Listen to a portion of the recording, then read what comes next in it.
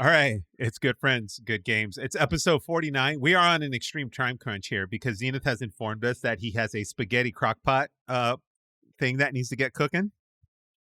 So we got so much time and so little to do. So we're gonna knock this out. It is episode 49. We've been gone a good bit. So let me fill you in on everything here. So we were gone for a good minute. As you know, in the last episode, Dill came to America, and he visited Pow and I, and then Dill went to TwitchCon, and then we were off that week. We were supposed to record because obviously everyone was out, and then 2, we were scheduled to come back, but then I forgot I had Comic-Con tickets because of the move. I moved offices, I moved homes, and everything else going on. I completely forgot I had Comic-Con tickets, so I wasn't about to refund that because I can't refund it. So we also missed the last episode. So we've been gone about a month. We are here now. We are going to be here until... month and a half, actually. I'm trying to downplay it. Now we just sound lazy and inadequate and poorly run. But the good news is you got a spaghetti crockpot thing going that we can sit here and think about. Mm-hmm. I also learned that Zenith is a fan of Thanksgiving / Halloween / fall themed hand soaps. So there you go. It was on sale. It was on sale. Okay. 50% off. Yeah. As a matter of fact. Ooh. Make sure you bring back the hand soap. Nice. I have mahogany apple as the next one. Mahogany apple. Is that one of the? Do you guys have Bed Bath and Beyond? Not Bed Bath. What's that place in the Bed mall? Bath and Beyond. No. Yeah, it's sorry, from Bath and Body Works. That's I was gonna say that's the one, right? Is it Bath and Body Works? Yeah, that's the one that I went to.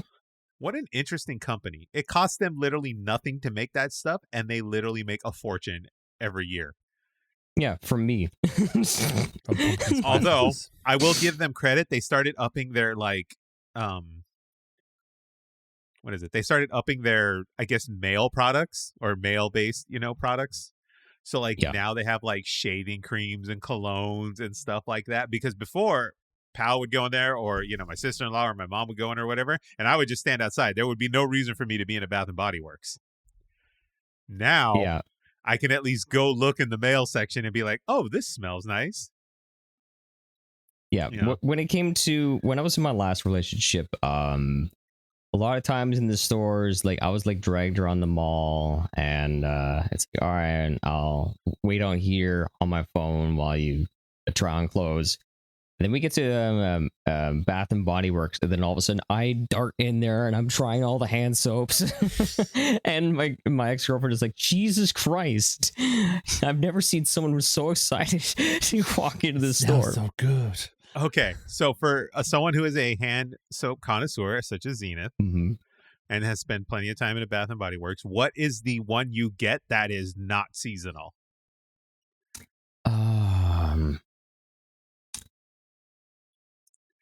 That's the thing. I actually try and go for seasonal. Okay, so you just go when it's seasonal time. Yeah, so it's I like the summer stuff. There's this one that I had was really, really good. It was like a marble, smelled like a marble and spa. And it was really, really nice. I really like some of the Christmas ones. I had one that smelled like a Christmas tree. Okay. Like the classic Christmas tree, not the plastic shit that everyone now has. They used to chop they used to give you, when you go get your Christmas tree, they used to give you the stump part that they would cut off the tree, right? And then you can throw it in the water or whatever. Yeah. Nice. Okay. Yeah. But my new favorite is currently the one that I've been using because it just smells so nice. It's like a mix of Thanksgiving / Christmas. Do they have Bath and Body Works in the UK, Dill? Not it's hard to say because they have plenty of sections in supermarkets over here where you have that kind of stuff. Okay. Basically, the bigger stores especially. There used to be a place called Wilco that did that kind of stuff where they had not only nice hand sanitizers, soaps, and everything like that, but they also had hardware stuff for the den. So like they're like hardware things, all electronics you can buy and whatnot. Oh, so they were like the Target. They're like the Target / Walmart. Okay, yes. we're gonna get. But to that closed down recently and went bankrupt, so no longer exists.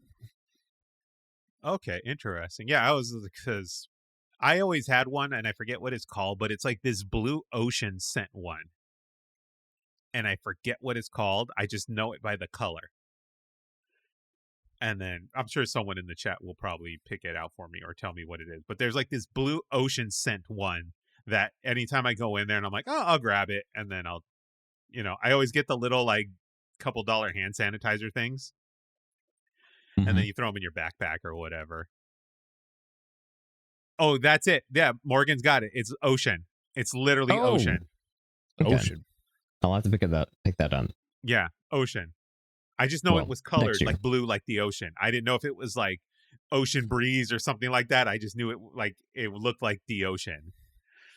And I was like, okay, so like I always grab a couple of those little hand sanitizers and like throw them in the backpack, camera bag, etc. Graphite. Yeah. Okay, someone mentioned graphite. Yeah, unfortunately, I won't be able to pick up any if I went back to Bath and Body Works like a month and a half, because everything would just all be religious capitalism holiday themed stuff. But the Christmas tree one you just said you want. I like it, yes, but I'm just saying I won't be able to get ocean. I'm just making fun of Christmas. He's being truly honest with all of us here. He's a sucker for capitalism either way. He's gonna complain about it, but he's still gonna indulge. He's gonna be like, oh, I need that Christmas tree one. Season's coming. I need more hand sanitizer.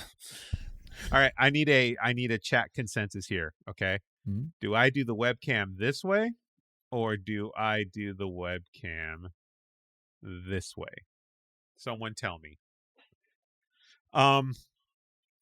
So it looks like you're looking away from Dill, and you want to see what he's doing. It looks like we had a fight, Eric, and now we're just kind of like not looking away from each other. And honestly, I think it feels more natural for me to look like this way, and then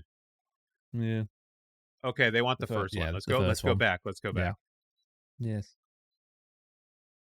There we go. We're back to where we were. The first. We're friends again. Yay. The consensus was first. Okay, yeah, me and Dill are best friends. They got over their argument. They got over my argument. Yes. Dill left his dirty towels all over my bathroom, and now the argument's over. I forgave him. You gave me a towel. What are you talking about? I brought a towel with me, and you were like, no, we have one for you. And I'm like, oh, thanks. Yeah, Eric just wanted Dill to rub his junk all over his property. No, that's not what I wanted. That is not what I wanted. Also, that mattress pad went right back to Walmart. Oh, did it?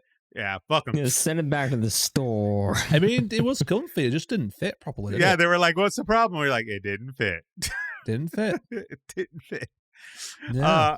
So if anyone's curious as to what we're talking about here, we'll get into this. So, of course, TwitchCon was a month ago now by this point. Yeah, right? It has been a month. Holy shit. A month ago, yeah. TwitchCon was a month ago.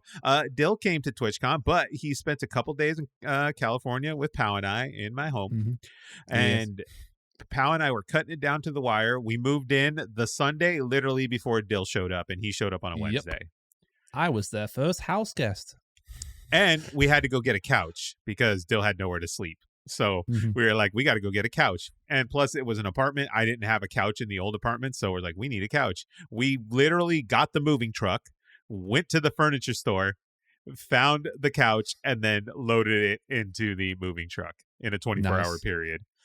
And then the guy's like, oh, it's a sleeper couch. And we're like, oh, that's even better. Dill has a bed to lay on instead of just a couch. And then he's all, yeah, it's a queen. It's great. Yada, yada, yada. And then we go into the Walmart and get a queen topper, and it didn't fit. It was too big. No. So it was not a queen. Was that like $65, $70? Yeah, something like that. Yeah. It did not fit. So that went right back. But anyway, Dill, let's go ahead and let's talk about your adventures in California. Mm-hmm. Obviously, you said your flight was fine. You didn't have no problems in the flight, none of that bad stuff. Yeah, right? That went all right. It was a 16-hour flight, technically. Yeah, including layover. Did you sleep at all during the 16 hours? No. I may have already told you this, but I was awake for like near enough 48 hours Oh, that's right. That's right. He told us he was up for 48 hours. We don't know how he did it. Neither do I. So Dill gets into America. Pow and I go pick him up. Zenith, are you okay? Yeah. Just charge my phone. Oh, okay. Yeah. It looked like something happened. I got through customs. Customs took me like 45 minutes at least to get through. Not because of like how long I got through the guy. When I got to the desk, it took me 3 minutes to get through, and that was that. It was the line. The line was just huge. Which was funny, too, because Dill's like, oh, I land at like 4:30 or whatever. And then, which is fairly accurate. Like, if they land at 4:30, then Pow and I are talking. We're like, because we got to get to LAX. We're like, okay, he lands at 4:30. It's going to take him 30 some odd minutes to get off the plane, get to the luggage rack or whatever, and about 15 minutes to get out to the thing. But then we get in the area and Pow and I look at each other and I go, shit.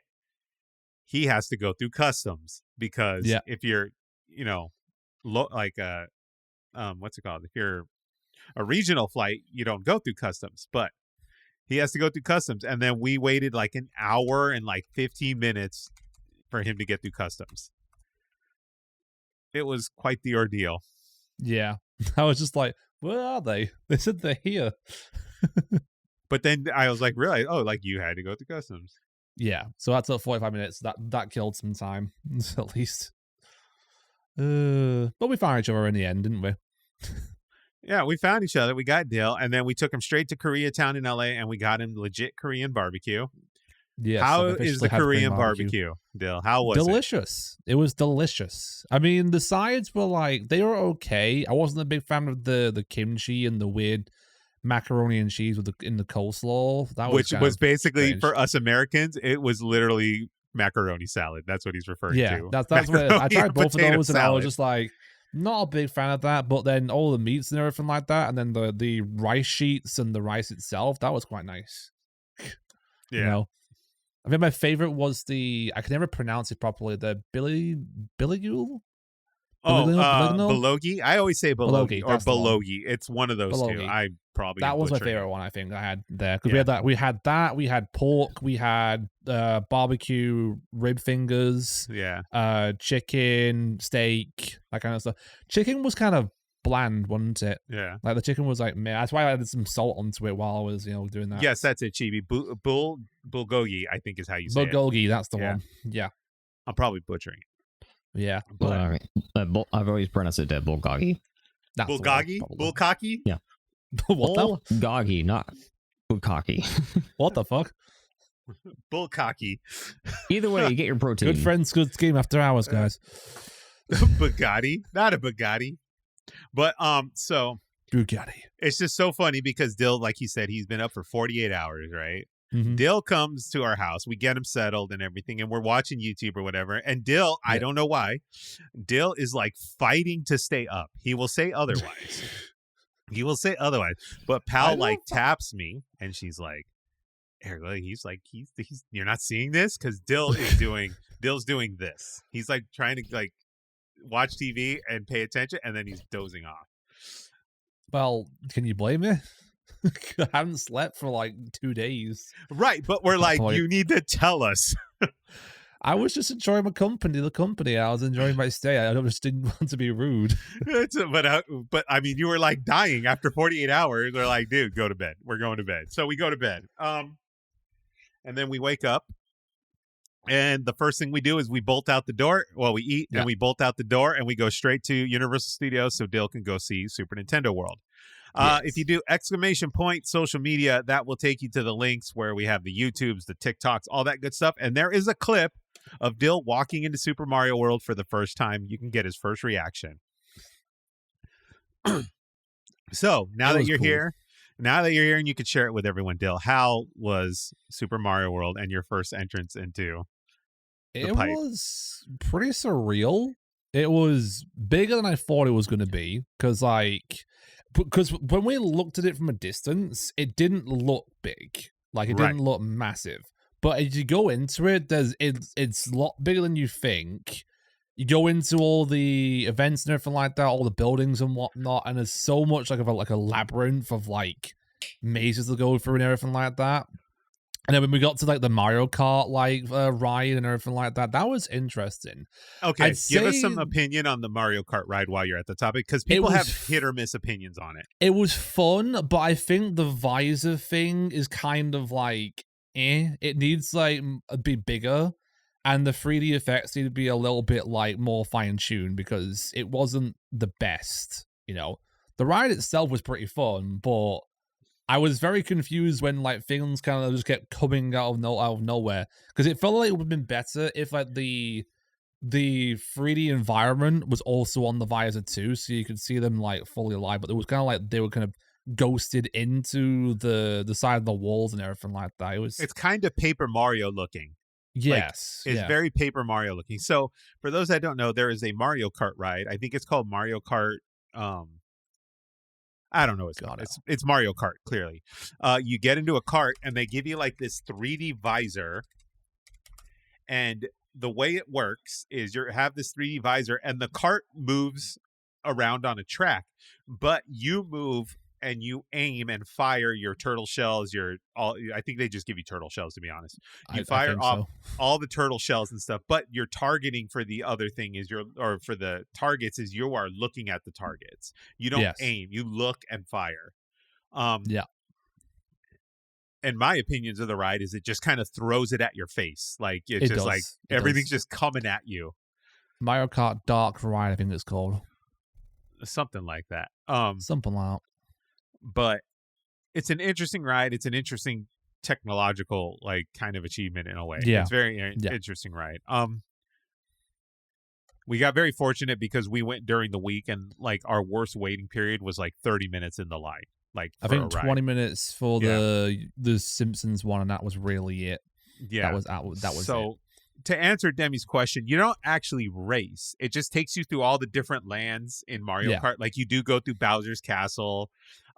Spoiler alert, you do go to Rainbow Road at the end. You do. And then you're just firing off turtle shells everywhere. It's an interesting ride. But I will say the aesthetics and the line and everything to get on the ride are just beautiful. You go through Bowser's Castle. There's all kinds of blueprints and stuff you can look at. There's, Princess Peach photos with Bowser's signature on them and weird shit like that. I took a lot of photos and videos of those. Yep. Follow at Big Deal Gamer, and then you can go catch all that Instagram stuff. But yeah, that's the Mario Kart ride. So like, we also ate at the Toadstool Cafe, which yes, we did. Dill was quite the fan of the Toadstool Cafe. Go ahead and elaborate. I mean, it was the environment was very like very Mario-esque. They did a very good job of like making everything look very well. Some of the walls had like Windows style kind of looks that would have like, the game characters kind of like playing, and then every so often Bowser would just come around and scare all the toads away. That was pretty funny. And then the food, while expensive, and the drinks while expensive, were actually pretty damn good. Like I had the the Bowser's Fiery Meatball Challenge, basically, which was like a giant meatball with a Bowser-shaped face pastry on it in like this tomato-based kind of like spicy sauce and a hot sauce on the side. Delicious. It was very well done. It was very not well done as in the meat well done, but it was very tender. I'd say like a medium done on all around. The sauce was not an instant spice, but like a delayed spice. Like you'd have it, you wouldn't feel it at first, but it would kick in after a while. And then the hot sauce was just straight on hot sauce, but it was all really tasty. And I don't know where I put it. I still have the flag somewhere. I took it home with me, the flag, because I paid $20 for it. So I'm like, I'm keeping this flag. The only memento Dill took from Super Mario World was the flag that they stuck in his meatball. That. And I also got this nice hat as well while I was there. Okay. Oh, that's right. You bought the hat. Which, I don't know if I should have shown on stream really, because Nintendo might sue me now, but, we'll find out soon.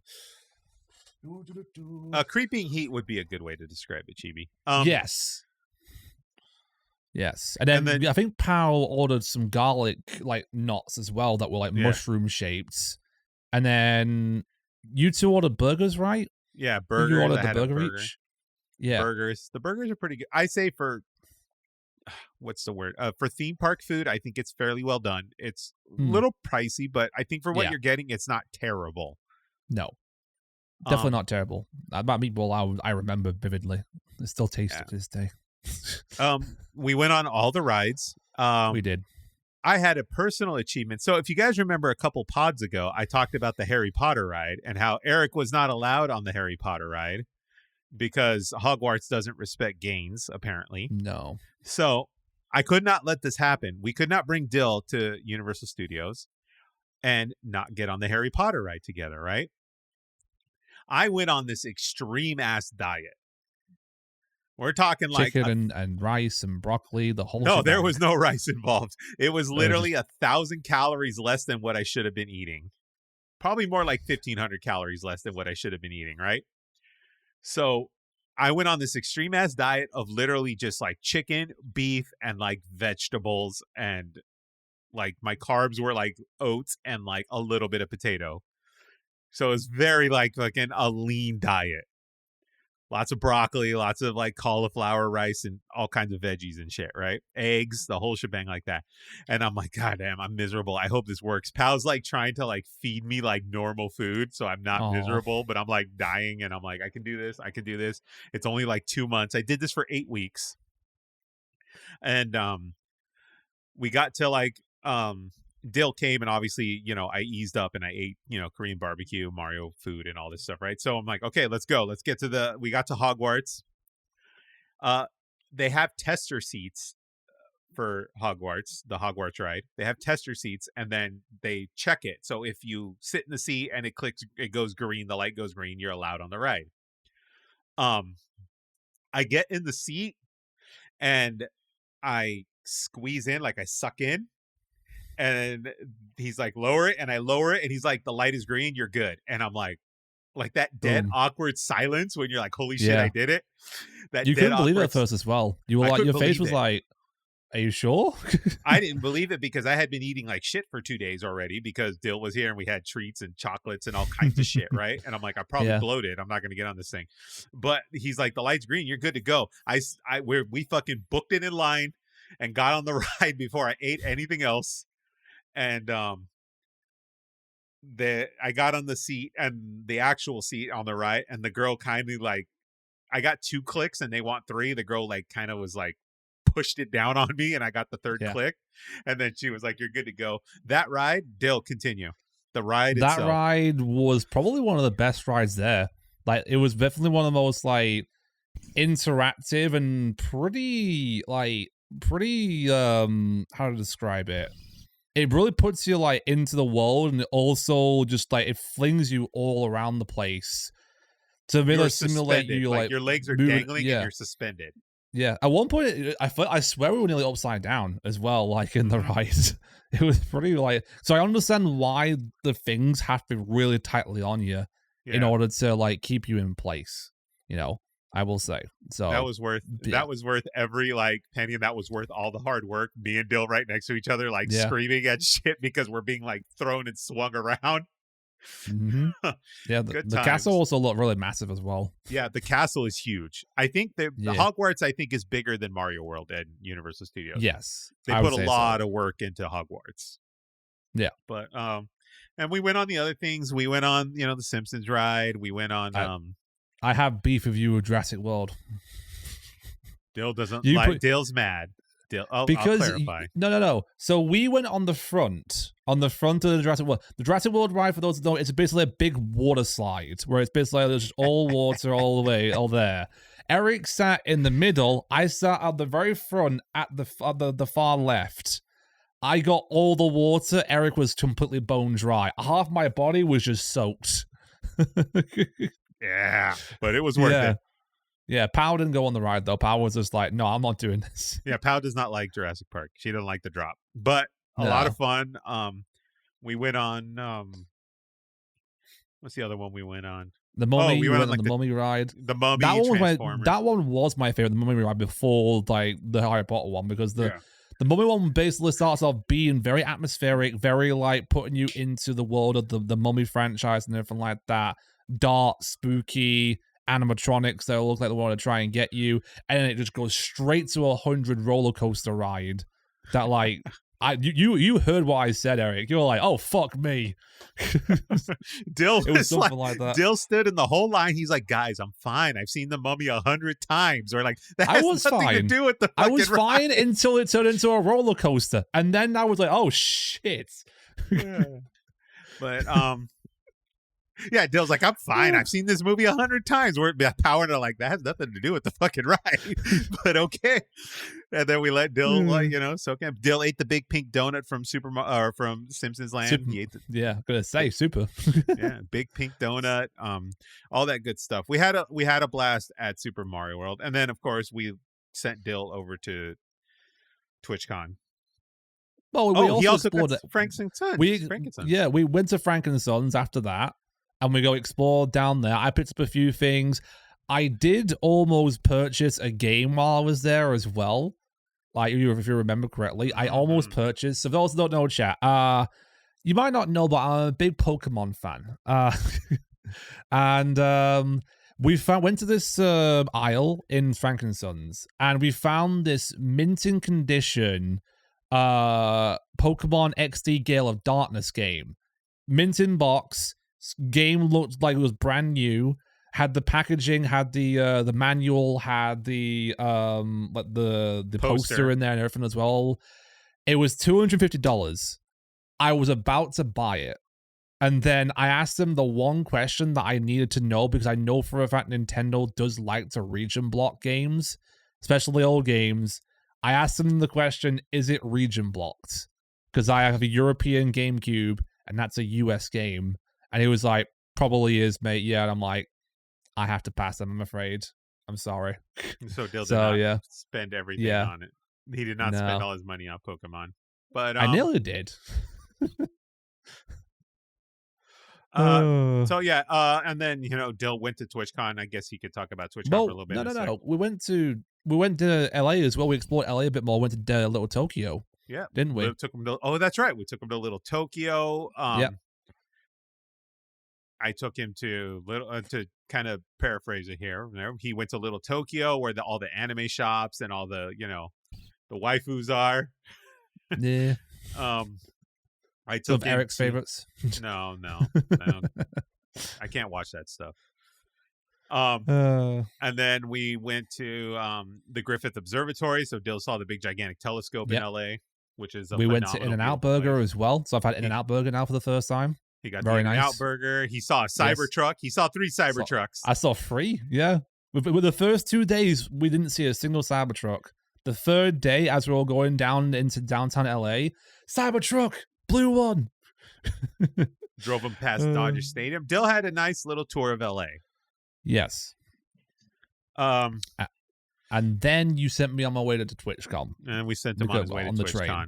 Yeah. Yes. So, which, before we get into TwitchCon, Zenith, did you have any questions for Dill's visit in LA or anything he should?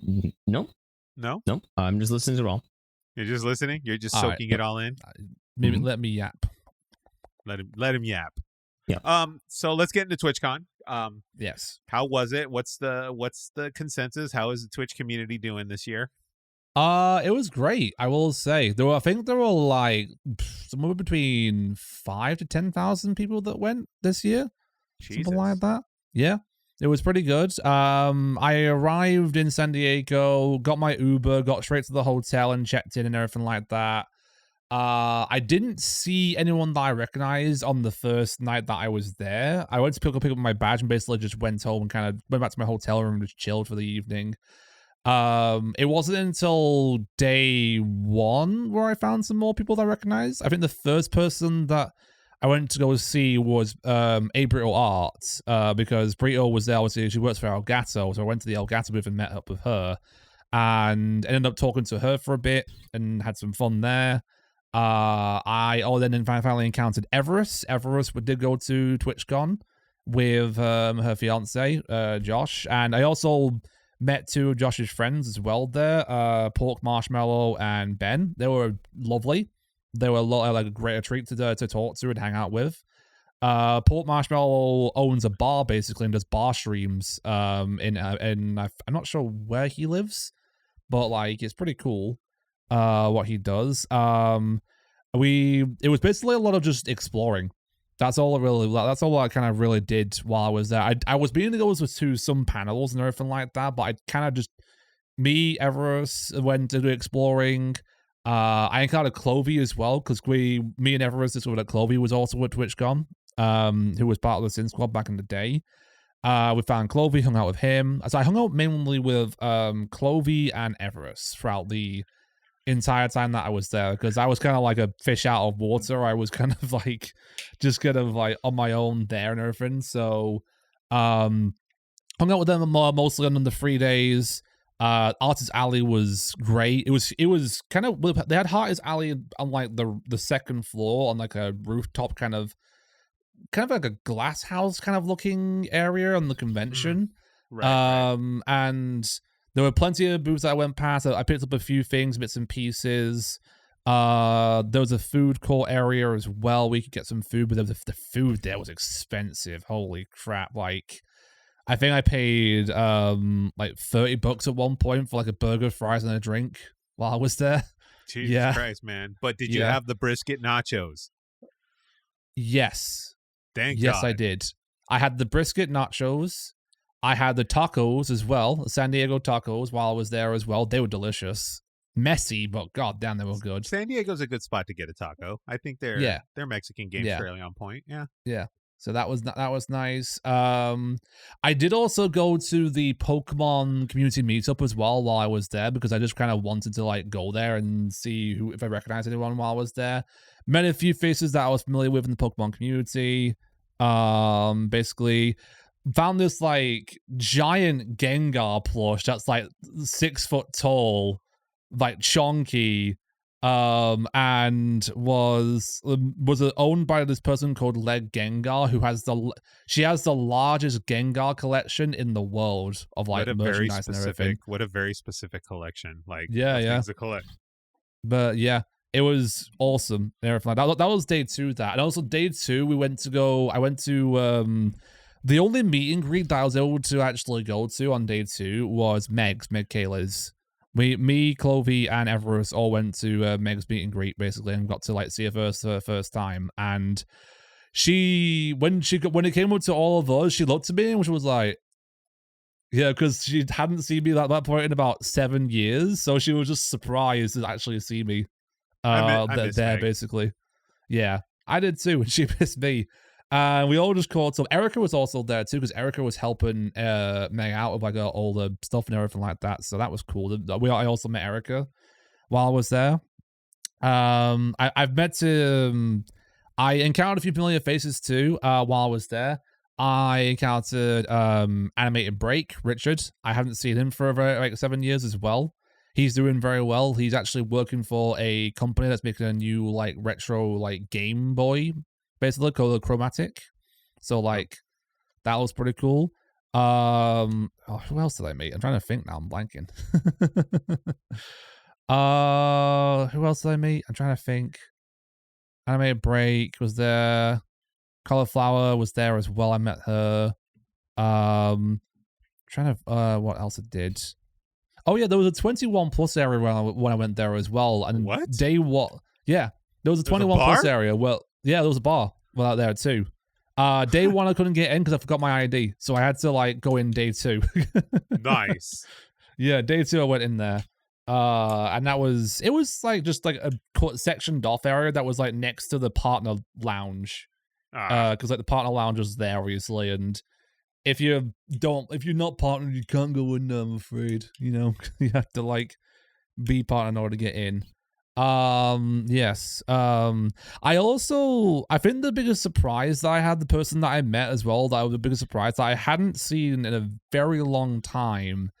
I don't think I met her personally, but I met her through like the Sin Squad back in the day. I don't know if you remember a person called Dorkzilla. Yeah. Sounds familiar. Yeah, she was part of the Sin Squad a while ago. She had taken a break from streaming for like a few years due to mental health reasons. I was walking past Artist Alley's booth that she was working at, on the last day, I looked at her. I was just like, I pointed at her. She was a little confused at first, and I put this up my badge, and I was just like, "Oh my god!" And then we just met and just talked and hung out and stuff. And it was really cool. It was really cool, like just meeting people that I hadn't seen for a few years, meeting new people. The party, the block party, was on day 2 in the evening. That was pretty cool. So to get to the block party, you had to, from me, it was like a 10 minute walk into more the downtown San Diego area. I got to the block party section. They asked for like the barcodes that you would have for obviously the party itself. You had to have your badge on you as well. They gave you this little strip basically around your wrist that you have to wear at all times in order to be in the party. The strip had like 3 little tags on it. Each tag was like a free drink, a free alcoholic drink that you could get from a vendor that was there. I think I used 2 of them up. I had like rum and coke. That's all, like rum and coke.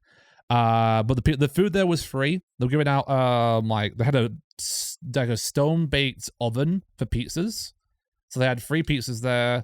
They had mixed match of kind of stuff. They had the kebabs. They had sandwiches, fries, that kind of stuff, and yeah, it was actually pretty cool party because it was all just like they sectioned off I think 2 blocks, like a 2-block radius of like that area in the Gaslight area they call it in San Diego. Beautiful part of town, by the way. Gaslight Quarter is amazing. It is beautiful. I was there for the entire party. It was pretty fun. They actually had live band karaoke there as well. Nice. Like live band. Yeah, so you could literally request a song, go up on stage, sing the song, and the live band would play alongside you, and they were really awesome. They were really freaking cool. And it was awesome being there and pretty surreal. I was admittedly like on my own there for like 2 hours as well before Everest finally showed up to the party as well, because Everest went to the meet and greet that Smashly, not a community meetup, should I say, that Smashly had at the Cheesecake Factory, because her fiance is pretty well known in her community, so that's like why they went there basically. Smash is pretty cool. Yes. Yeah, I believe when I was at the last St. Jude Hospital trip, I was having a beer with Smashly, MD14, and I forget exactly. Wait. Does she still carry around the big hammer? No, not to St. Jude. No. So I did meet Smashly properly on the 3rd day. I asked her about that, and she said, "Yeah, that thing costs a fortune to like ship." So I decided to not do it anymore. Because the last time I did meet her, she did have the big hammer at that TwitchCon, but the first couple of TwitchCons I went to, like she had the big hammer and she would like walk around with it like on her back like Cloud, and I was like, that shit's badass. Yeah, but no, she said that the shipping was too much now, so like, she actually recognized me as well. She was like recognized my name and everything like that, so she's seen me around. She was cosplaying as well every single day. Like I think she was Tifa Lockhart. She did Zero Suit Samus, and she did a 3rd one, which I can't remember which it was. That was pretty cool. There were a lot of cosplays there as well. Like a lot of like really cool cosplays. Some of them like World of Warcraft kind of things. There was some like Genshin Impact cosplays. Zobstan, that's the one I just remembered there. Zobstan was there, and he was cosplayed as one of his favorite Genshin Impact players, along with his, I think it's his girlfriend. I believe. I'm not too sure. I could be wrong there. Yeah, but yeah, TwitchCon was pretty awesome. It was awesome to be there. It was massive as well, the convention too. Like it was a proper like massive convention compared to the last one that I went to. And it was awesome to hang out with many people as possible that I could. I really do have to thank Everest and Clovey and all the people who made me feel pretty like safe while I was there too, because like it was just kind of like one of that thing where like, I'm in an environment that I'm not familiar with, and it was nice to like hang out with people who are familiar with not only the players, because Chloe does live in San Diego, not too far away from the convention. And Everest obviously lives in Arizona with her fiance and everything like that. Josh, by the way, lovely bloke, absolutely lovely bloke. And his friends were really nice and really awesome to talk to, as well. So that was pretty cool to like just chat with them. After the party as well, the block party, we all kind of just like wandered into San Diego, downtown San Diego, and kind of just like wandered around to see. We found this ice cream place, which was like the really nice. Ghirardelli, yes. Yeah. It was really good. It was really. I had the Ocean Beach, I think, was like a salty caramel sundae. Oh, dude, and it was heart attack, the diabetes and the heart attack all in one. Yeah, lovely drink. Well, I was torn between a smoothie or the ice cream. Yeah, it was awesome. It was cool to meet a bunch of people. It was cool to go to the booths. It was cool to just kind of like meet people and just explore a new place as well. My only regret is that I wish I explored San Diego a bit more, because I was pretty much like stayed in like one of my areas, and that's really it. Yeah, you definitely got to check out Balboa Park. Yeah, yes. Balboa Park is beautiful. I went out there and I had a fucking fantastic time taking pictures. Yeah. Well, because another reason too is that Josh, Everest's fiance, was asking if I wanted to like go out for a meal after the convention was over, or if I wanted to go to like San Diego Zoo and everything like that. And I was just like, I'd love to, but I have a train to catch. I have to go back to LA, unfortunately. And he was like, no worries, man. We'll do it another time. And I'm like, we will. Dill will be back. Don't worry. Dill will be back, ladies and gentlemen. I will. And hopefully Eric will be able to join me next time as well. So truth be told, it was on my mind. Like, it was in my head where I was like... I know it was. I was like, should I just... I did not have a TwitchCon ticket. I could probably figure that out, right?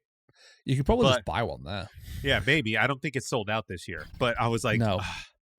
Should I do it? Should I just get on the train? But truth be told, adult Eric kicked in, and like, yes, I was like, I had just spent a bunch of money moving. Funds are tight, and I was just like, okay. I mean, you obviously also knew, mate. If you did decide to go, I have a hotel room that's a 5-minute walk. Right. Well, just like it would have been $200 just to get there, like the TwitchCon ticket itself, and then the train ride's like $70, almost $100. So I was like, okay, like, yeah, I can't do it. Like, I just financially and like just physically, I'm done. Like, I'm gonna rest, and I will. There's probably a good shot I'll try for next year. There's probably a damn good shot. Yes, but I'm definitely coming back next year. That's for sure. I even said to my work that I might make it a longer holiday as well, so we can do more stuff. Yeah. The FOMO did not win. Yes, Demi. Adult Eric won. I'm sad about it. But not as sad as when I had to go take Dill back to the airport, which is always a very crushing fucking thing to do. I mean, we had a nice like final day together, didn't we? Right. But it's still it's hard to send someone back that you're not going to see for at least a year at the bare minimum. Yeah. So it's very hard to do. And Pal was sad about it too, because she couldn't make it. She had to go.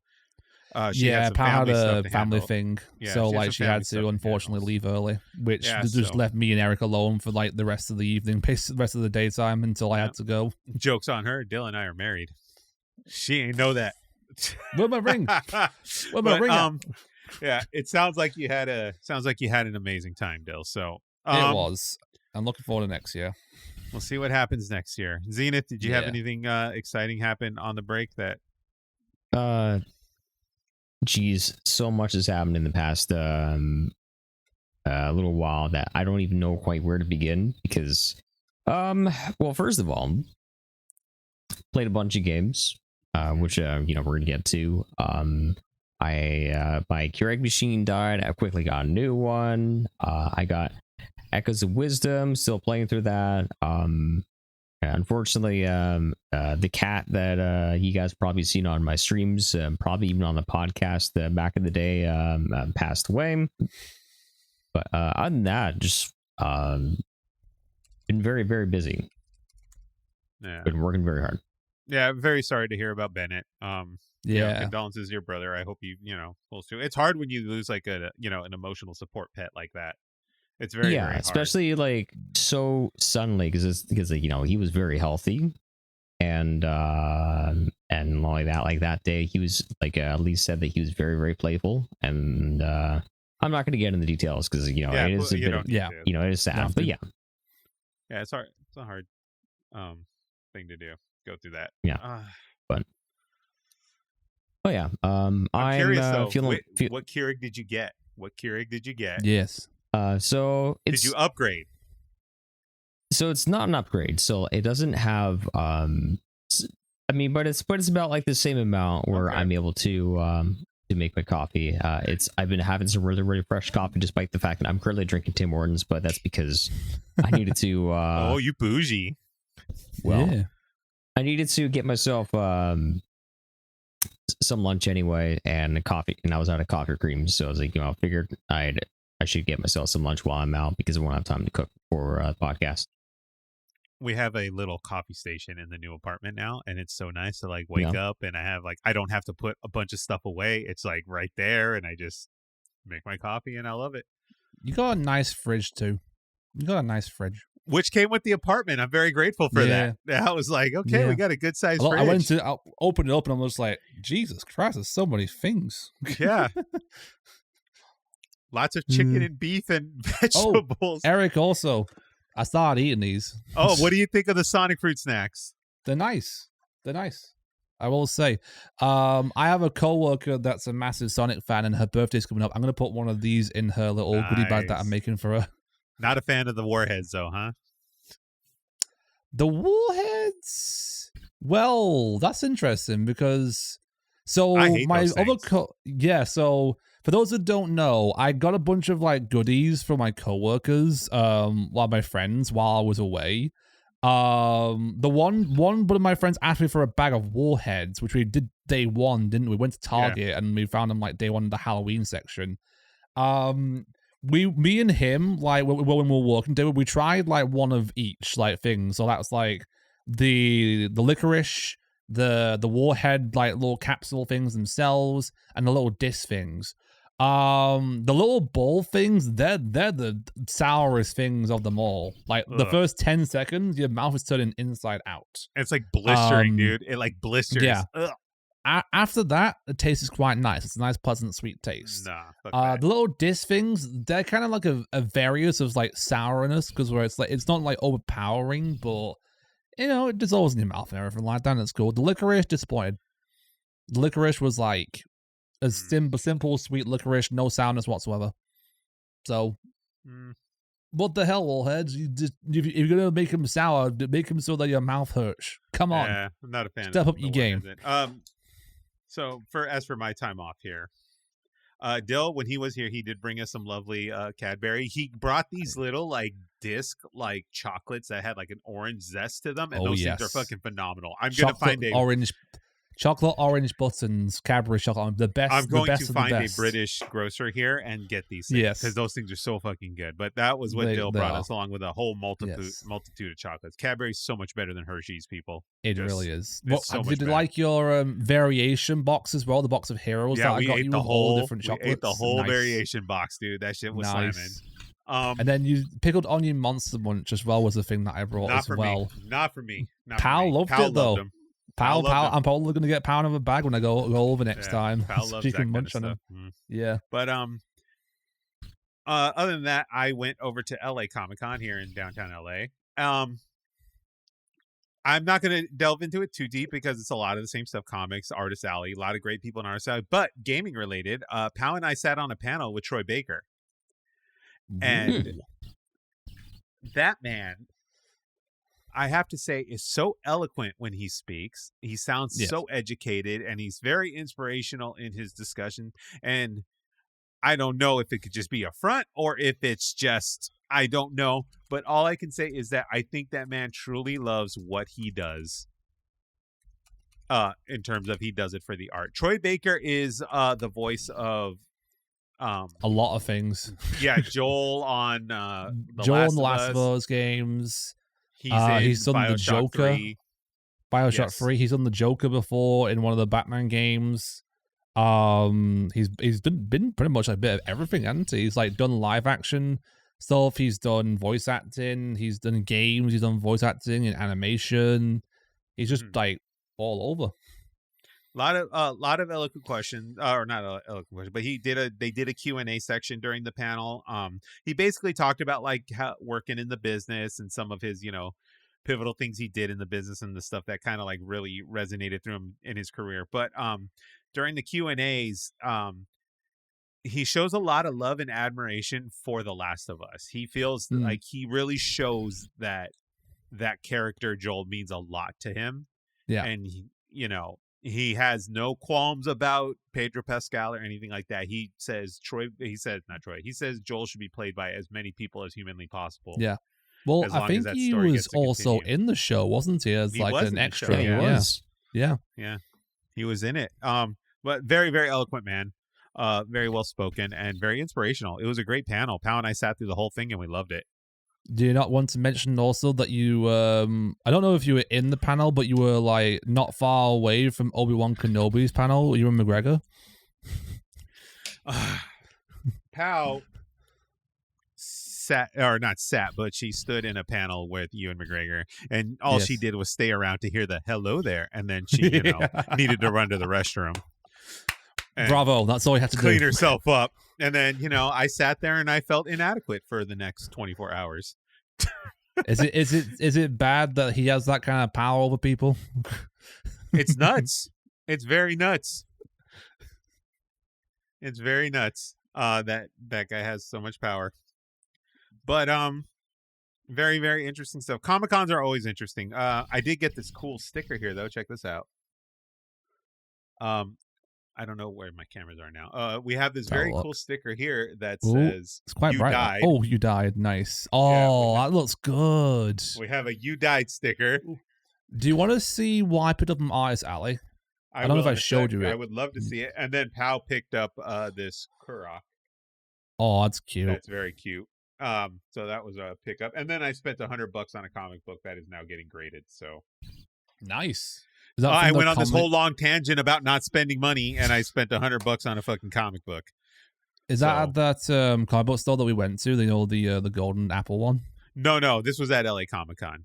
So no, are you getting it graded there? Is what I'm saying. Oh no! I sent it over to the company that does all the grading and stuff for the cards and the comics and everything. They actually had a booth at LA Comic-Con. So as soon as I picked up the book, I looked at it, everything looked good, and then I took it over to the booth and they sent it off to grading, which kind of scared me because the company's in Florida and my book was somewhere in hurricane limbo.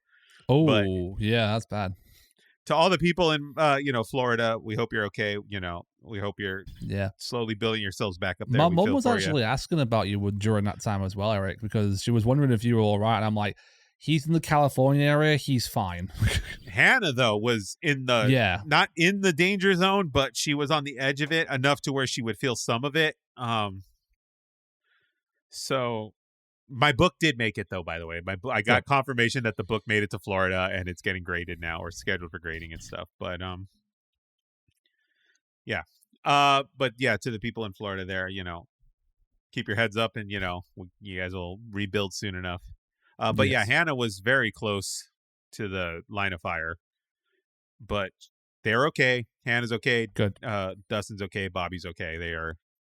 They're fine. They got a good chunk of rain, but they did not have any damaging storm, which is good news to hear. Good. Okay. I thought someone had something they wanted to chime in on. I think it was you, Zenith, or no? Okay. No, was it me? I don't know. Someone was going to say something, and then I just kept kind of rambling on. Oh, yes. This. Hey, okay. I got my ultimate Sombro right here. This cost me, I think, $15 an artist alley. Nice. Yeah. Got that. And then, How and I love artist alleys. How have I got any Koroks? I did, yes. So Brito had a bunch of stickers. And that's one of them right there. Nice. Yeah. Pal, you got to hit a burrito. Yeah. Brio's got like a bunch of stickers that she gave me, and that was like one of the many of them. We're going to talk about video games in a second here, but you know what Pau's takeaway from The Legend of Zelda is? What? Koroks. That's all it is. Is she love them? She loves Kurok. Also, did you happen to find any Koroks in your luggage, Dill? No. Maybe? Did I? Pal bought Pal bought this 100-pack of Korok stickers. Okay. And she sticks them everywhere. Maybe I did. Maybe I did. Oh, I'm sorry. It was a 300-pack of Korok stickers that she sticks everywhere. I did find more Korok stickers than I thought I actually had. Maybe she did put them in there. Yeah, see? Because I told you, Dill thought he bought them. Yeah, I thought I just got them from Artist Alley, but no. Apparently, a Pow invaded my freaking suitcase, and I now have more Korok stickers. Yeah, she put Koroks in your underwear and all kinds of places. There you go. Haha, you found me. Okay. Before we move on to games, I'd like to share one nice little moment that me, Eric, and Pow had together.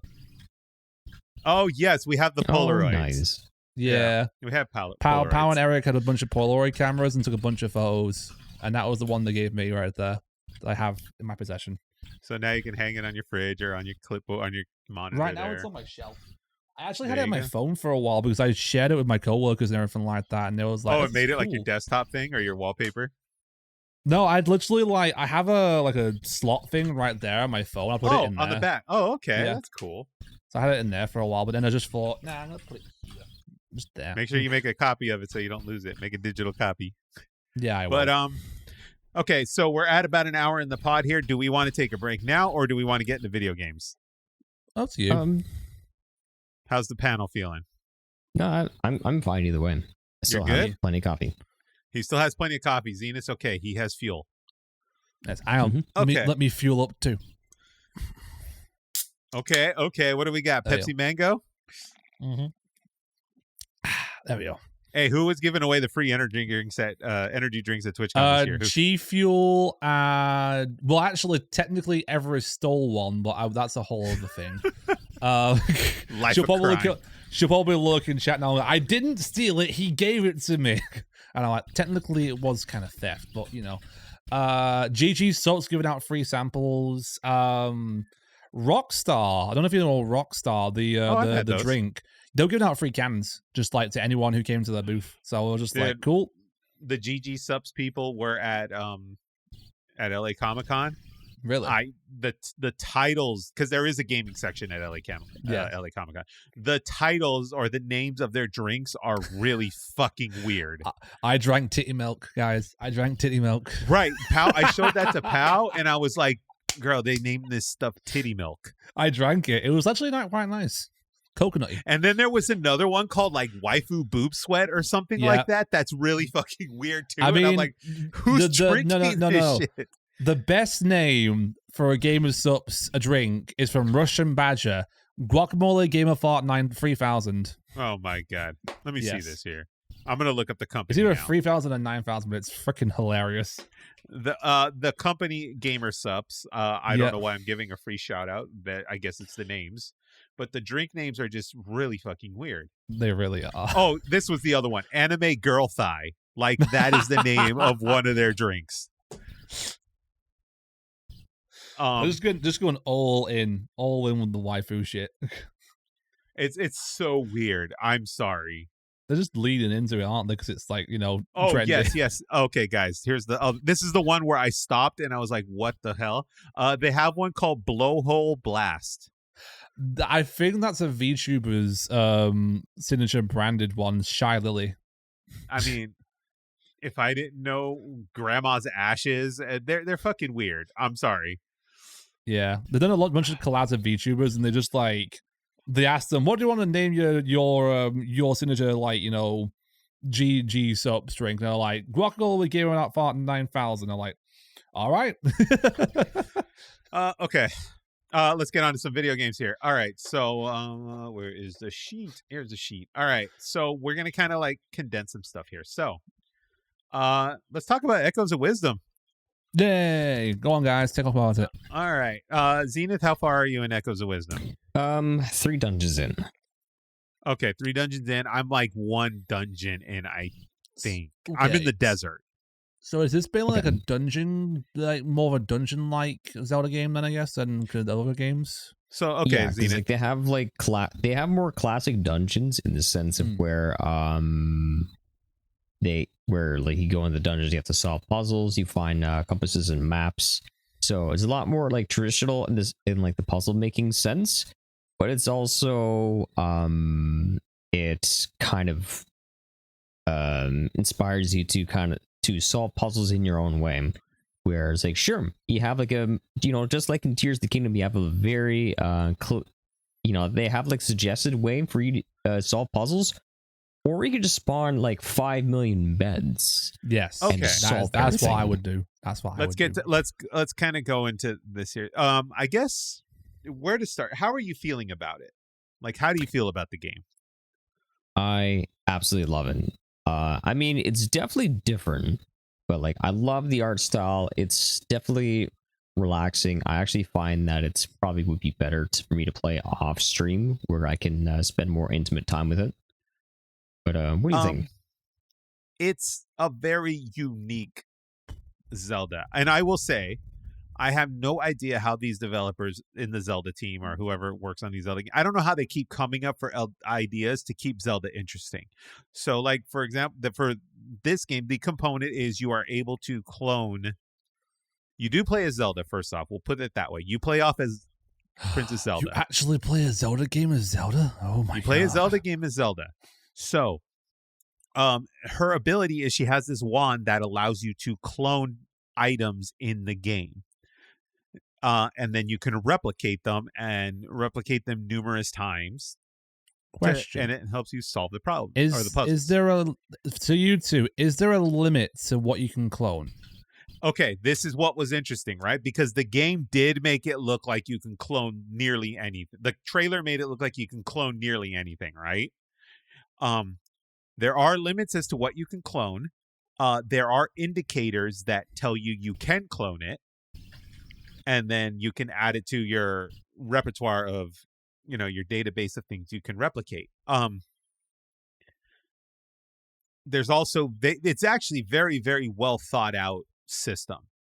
One, you can't just clone anything. There's certain things you can clone. Number two, you can't just spawn the shit out of them and just keep replicating. There is a cap on what you can, how many times you can replicate something. And there's a little power meter for that, or an indicator of how many, spawns you have left to replicate something. It's very interesting take on how to do it. Now, some of it, like Zenith said, does get kind of, well, it's hard to say. So my initial thoughts on the thing is I felt the game was too easy, because I was like, oh, like I just keep, like Zenith said, you keep spawning beds, spawn 100 beds. And you'll traverse across all these puzzles and figure out how to do what you need. You got a gap that's too high, just fucking spawn Infinite 1 million beds, make a staircase out of it, right? The system does cap you in a way to where you can't do that. And I felt the game was really easy. A lot of which I thought were dungeons. A lot of it I thought were dungeons. What do they call them? The rifts. A lot of these rifts that you're supposed to unlock, I thought those were the dungeons. And I'm like, these are super easy. Like, I was just breezing through them until I got to Gerudo. And then I realized Gerudo is an actual dungeon. And then that's, to me, where the challenge got ramped up 100%, because physically and your abilities to attack are actually fairly limited once you start hitting these dungeons. You really do have to be strategic about, because you can spawn enemies that you killed, and then you can spawn them and replicate them and use them against creatures and monsters and stuff out in the world. Okay. It's an interesting system, but those creatures that are in the dungeons have this tendency to be overpowered. Who was it just said? Rude just said he keeps getting his ass kicked. And I feel for you. I was in the laundromat playing last night, and I was getting my ass handed to me in the Gerudo dungeon. I don't know if this is a spoiler alert, right? The mode that Zelda can play in, this is a spoiler alert, right? Okay, we're going to click it in here. This is a spoiler alert. Spoiler alert. 3, 2, get ready to fast forward at this point. 1. you can go into what's called a swordsman mode, which then gives you access to a sword and a bow and arrow and the classic Zelda weapons to get through the dungeons. But you're good, Dale. You're good. So that mode is limited to a power level as well that drains, and you are capped at how much you can do that. It's a very well thought out design. Help me steer the wheels here, Zenith. Okay, let's elaborate on that. Help me steer the wheel here. There are things that allow you to expand how much you can use it. Like you probably noticed the ingredients you've been collecting, right? Right. I've collected a bunch of ingredients. Have you done anything with them just yet? I've made a couple of potions with them. This is interesting too. Now that you bring this up, it looks like the potions and the cooking and all that kind of stuff has gone secondary versus what it was in Breath of the Wild and Tears of the Kingdom. I don't know if I'm crazy thinking that though, but a lot of that seems to be like off my radar and I'm not really paying attention to it when I should be. But I don't know how you're taking that whole thing. Basically I just like show up, load it, and I have just more than enough supplies to just get my ass absolutely handed to me without any worries, because my absolute favorite thing that I cloned is called the log. Yeah, it's the log roller. The log roller. So it's a giant spiky log that you spawn, but I just keep spamming it, and it just mows everyone up. And then if people try and jump over it, I spawn another one. They can't jump the second one. Oh, is that the? Oh, I got something similar where it was the floating like flower that has the blades on it. I cloned one of those, and that thing just shreds creatures like out in the field. Yep. Did you figure out the trick with the bed yet? What trick? So, if you did not know, I was running into a problem where I didn't have enough like supplies to refill health. Oh yeah. I know that part. If you spawn a bed, you can sleep in the bed, and the bed will recharge your health, their hearts. That's brilliant. I actually have a clip where it's like, okay, so I need to make a boat because I have to traverse this this water, but it's a flowing river that I'm in a dungeon for. So it's like, all right, spawn the bed, which is going to act as my boat. It's like, you know what? Screw it, I'm low on health, so I slept in the bed, and then I find out that there was a waterfall at the end. So I'm sleeping and just get yeeted. That's a hell of a dream, though. Ah! You just get yeeted off the thing. Yeah. To be fair, I've done this game really does fit my my chaos gremlin tendencies. Yeah, because you spawn a bunch of shit. So you're saying that I would play this game? I mean, I've set entire villages on fire. Oh, nice. And I've like planted and I've like dropped like spiky things on like villagers' heads and stuff like that. So yeah, just the usual stuff.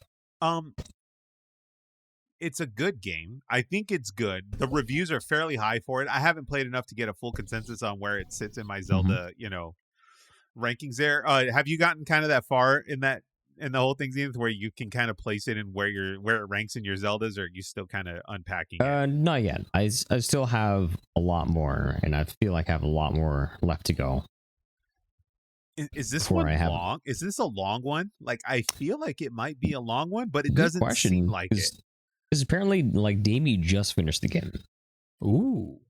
So, Damie, can you give us a consensus, Damie? If you're here, can you give us a consensus of how many hours you spent? But tell us how long it took you to beat it. It feels like it's a short one to me, but I could be wrong. What does how long to beat.com say? 35 hours this thing is? Damn. Oh shit. Not bad. It does say here the main story takes 20.5 hours on average on how long to beat. That's still good. Yeah. And then completionist is 32 hours. That's shorter than your average Zelda. but that's still it's shorter, but it's still a fairly good chunk of time. I thought I was breezing through this thing until I got to the dungeon. I'm like, okay, shit. I don't know how many dungeons are in it, but if you want a traditional Zelda, this is just my personal opinion. If you want more of a traditional top-down Zelda, and you kind of want that experience of going through traditional dungeons and stuff like that with the fun building mechanics of Tears of the Kingdom, I think this game might be for you. You don't quite have the building mechanics that it had in Tears of the Kingdom, but you do have these fun like things you can build to get through parts of the world. I found a trampoline and I spawned that thing like all over the place. I use that to jump over everything. I just like spawn trampolines and jump. Oh no! I don't need that anymore. But I'm not going to say why. Oh God, there's a power up, right? I'm not saying anything. You gotta play the game, mate. You gotta find out. Okay, yeah, I do have this legitimate question. You might just pull the same thing on me, but I'm gonna guess at the way this is going and what it looks like, because it does look like old school Hyrule, from Link to the Past. I'm gonna guess you find things like the Pegasus boots and stuff like that, the iron boots, maybe. Like you're gonna find power ups like that, right? I am not saying anything. Oh my God, what a bastard. He's strong, this boy. He's not going to give you anything. Do you want to know if that Darth Vader is Luke Skywalker's father? Well, good spoiler there. Nice job. You're welcome. Nah, you're going to have to play the game to find out. Okay, fine. I'll play some more. There you go. It worked. Anything else about Echoes of Wisdom here? No, except it definitely helped an awful lot for a couple of days after, because like I was supposed to finish up Elden Ring, but like that happened around the time when Event passed, so it was definitely like, you know, really much needed, and it's such just a ray of sunshine. It's so fun. It's kind of interesting because it's actually kind of interesting. There's something I do want to tell you, Dill. What is at some point you actually get to choose the order in which you do some of the dungeons. Oh, because Eric, you went for the desert, right? For your second dungeon, desert. Right? Yeah. I went to the east instead. Oh,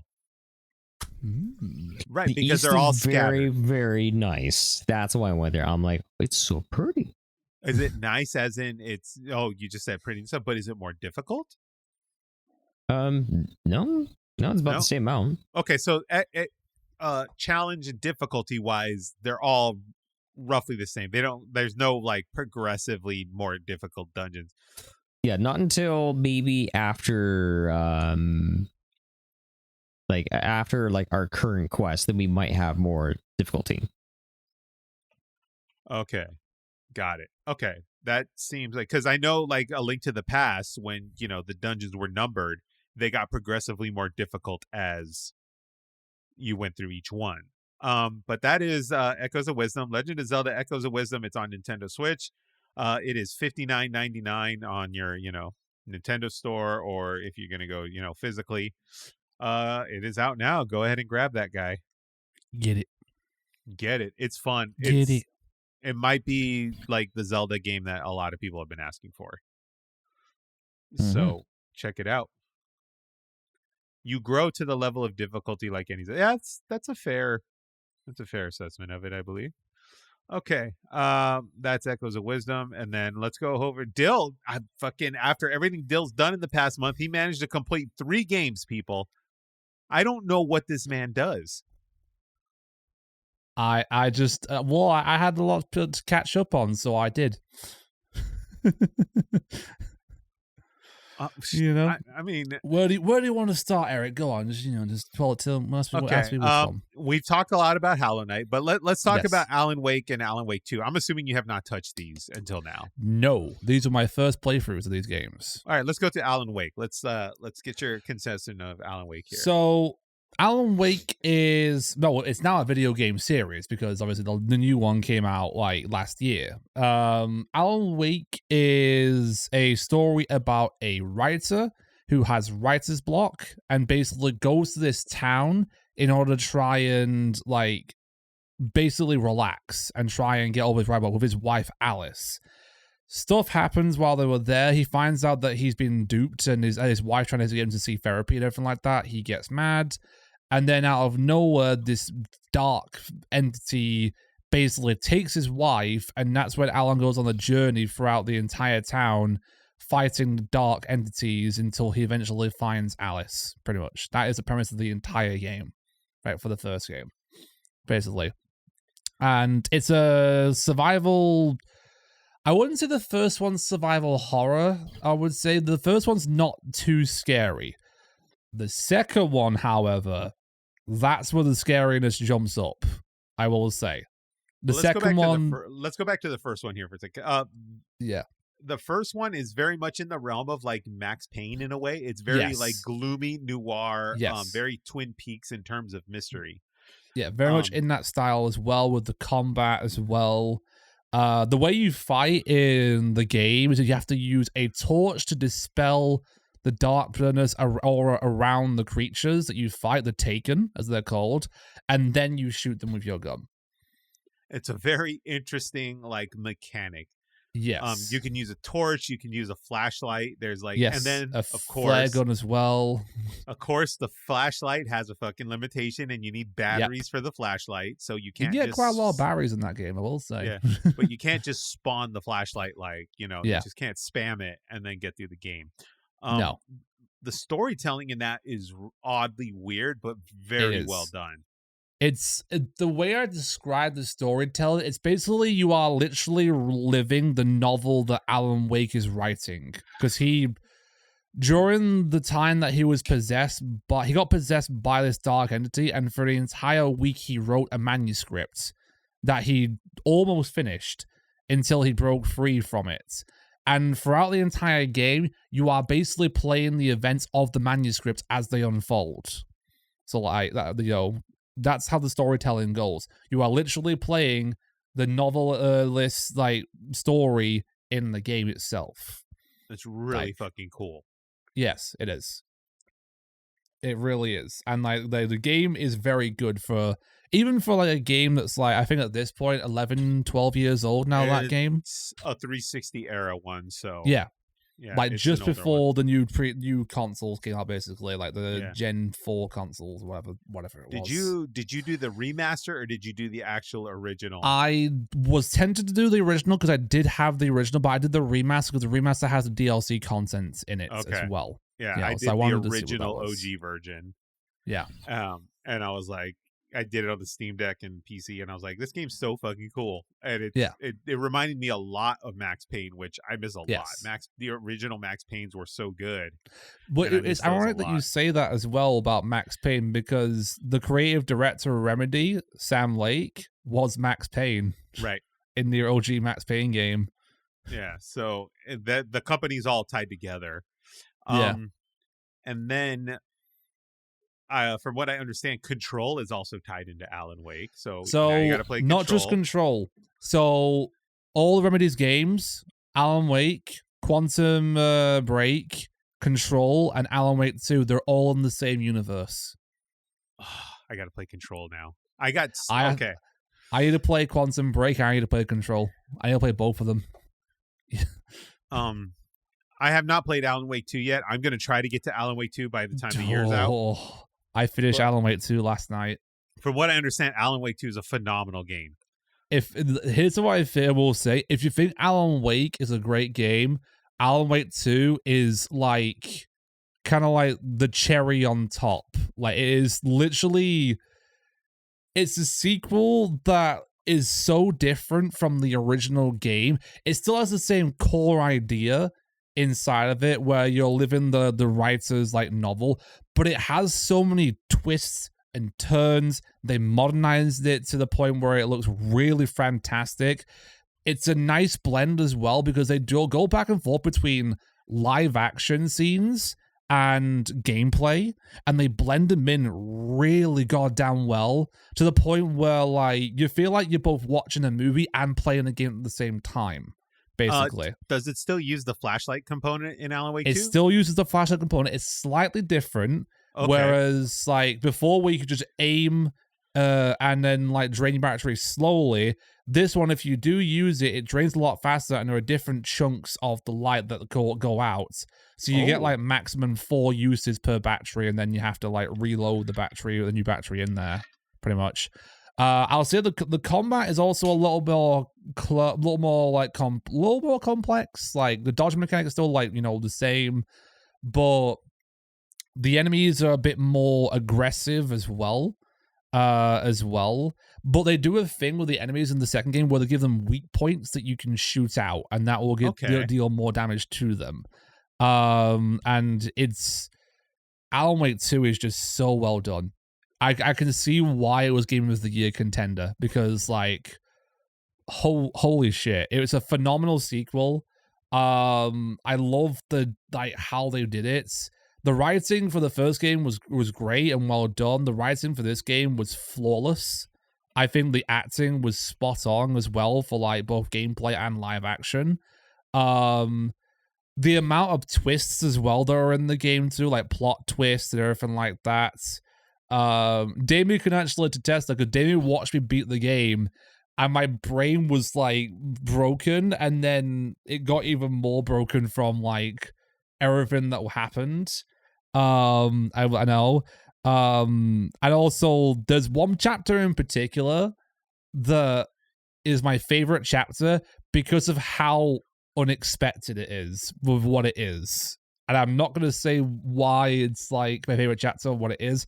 I want anyone to, like, play the game and experience it themselves, because holy crap, it's so damn good.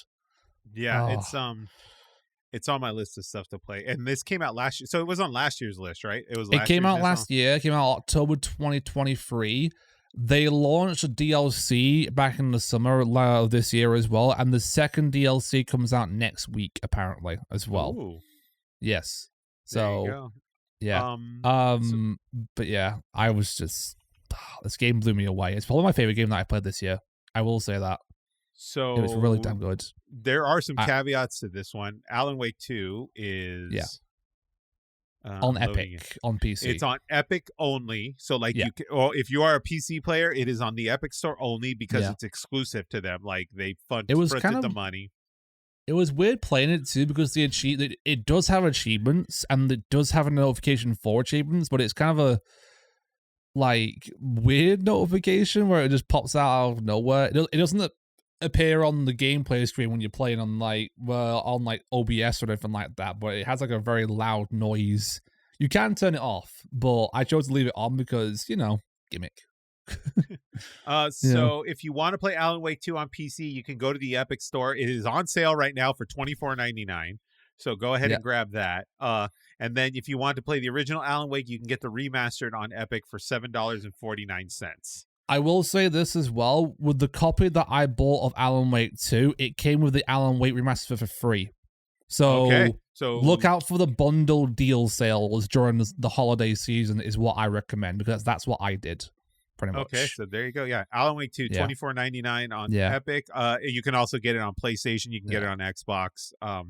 The original Alan Wake pre-remaster, you can get on all the platforms, Steam, etc., and grab it. I'll assume they'll probably release Alan Wake 2 on Steam when whatever contract they have with Epic ends. I assume they're on some kind of contract. Yeah, rumor I heard was that they actually fronted the money for it.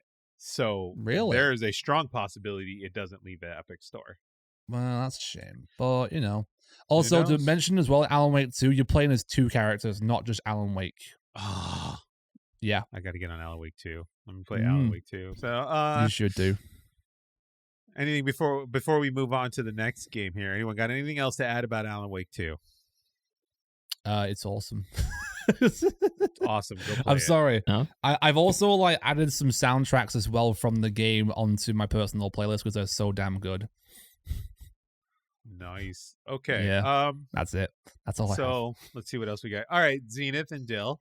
You guys are going to go ahead and you tell us about Lockdown Protocol, because you guys played this together, apparently. Zen made me buy it. That's all I have to say. So, Eric, have you ever given Among Us a try?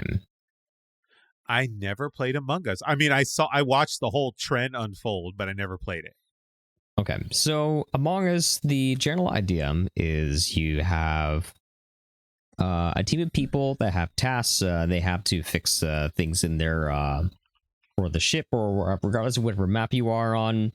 And but the thing is, one or two people among you are imposters. So it's their job to sabotage or kill all the players without being caught. Now the thing is, though, you can get caught and you can lie your way out. But the thing that now stressful about Among Us is if anyone discovers a body, you have a meeting. So you have about like 2 to 3 minutes for everyone to discuss.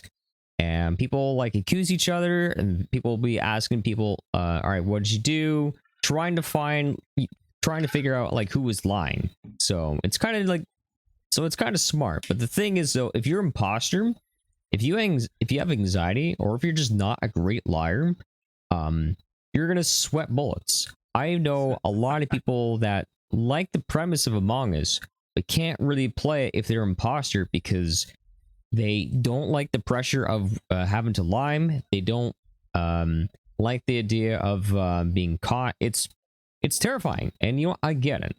So in comes Lockdown Protocol, where it's 3D first person.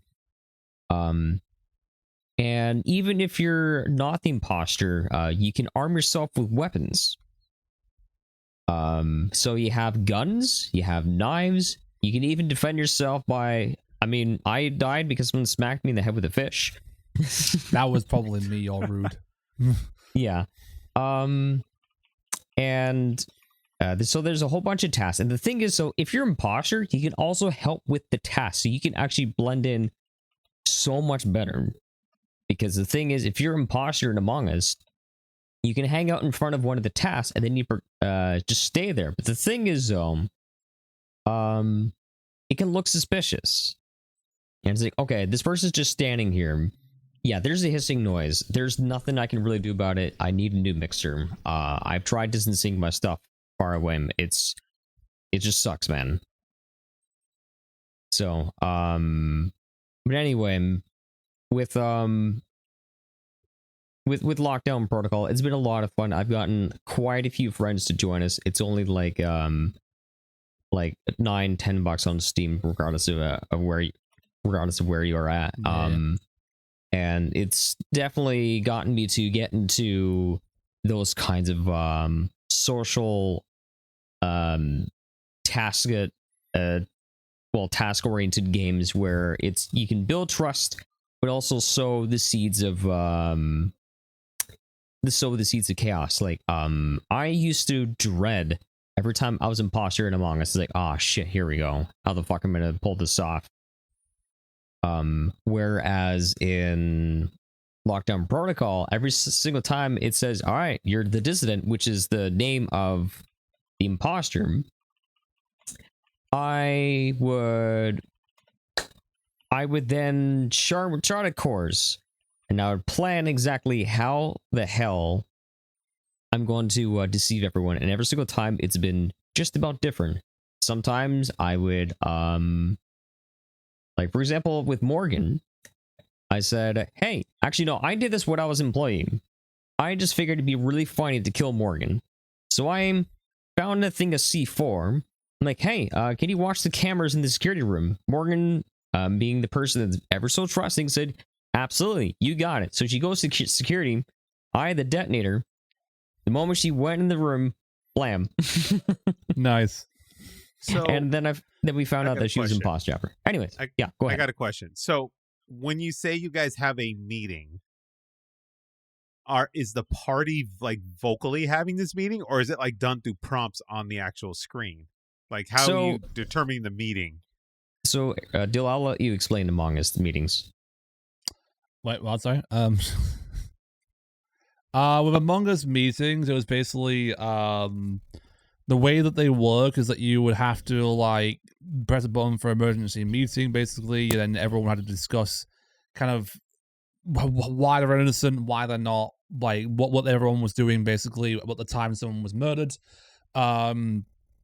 And it's basically just like you trying to be the better liar or be the better truth person, basically. Oh, so you're doing this actually vocal in a party, and you're like playing a game of poker. Like you have a poker face. You were playing poker in the version of like surviving of the fittest, basically. Yeah, in Among Us, I've played with people that get really accusatory where they're like, "And why did you do this? You're supposed to do this. You were definitely imposter." Even if you're innocent, people will hound you, and even if you're not like the person that's making the argument, or if you're the accused, you just have to sit there and listen to people bitch at each other for about like 2-3 minutes. So sometimes it's like, guys, this is not as fun. This is ruining the fun.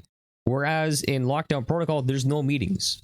Basically, if you find out who's the killer, you either run or find a gun and shoot them and get back to your tasks. And it's great because there's no anxiety involved. Right, because you're not having to explain yourself or talk yourself out of a situation. Yeah, you don't have to explain. I mean, you can't explain yourself, like why you're there. It's like, why is there a dead body on the ground next to you?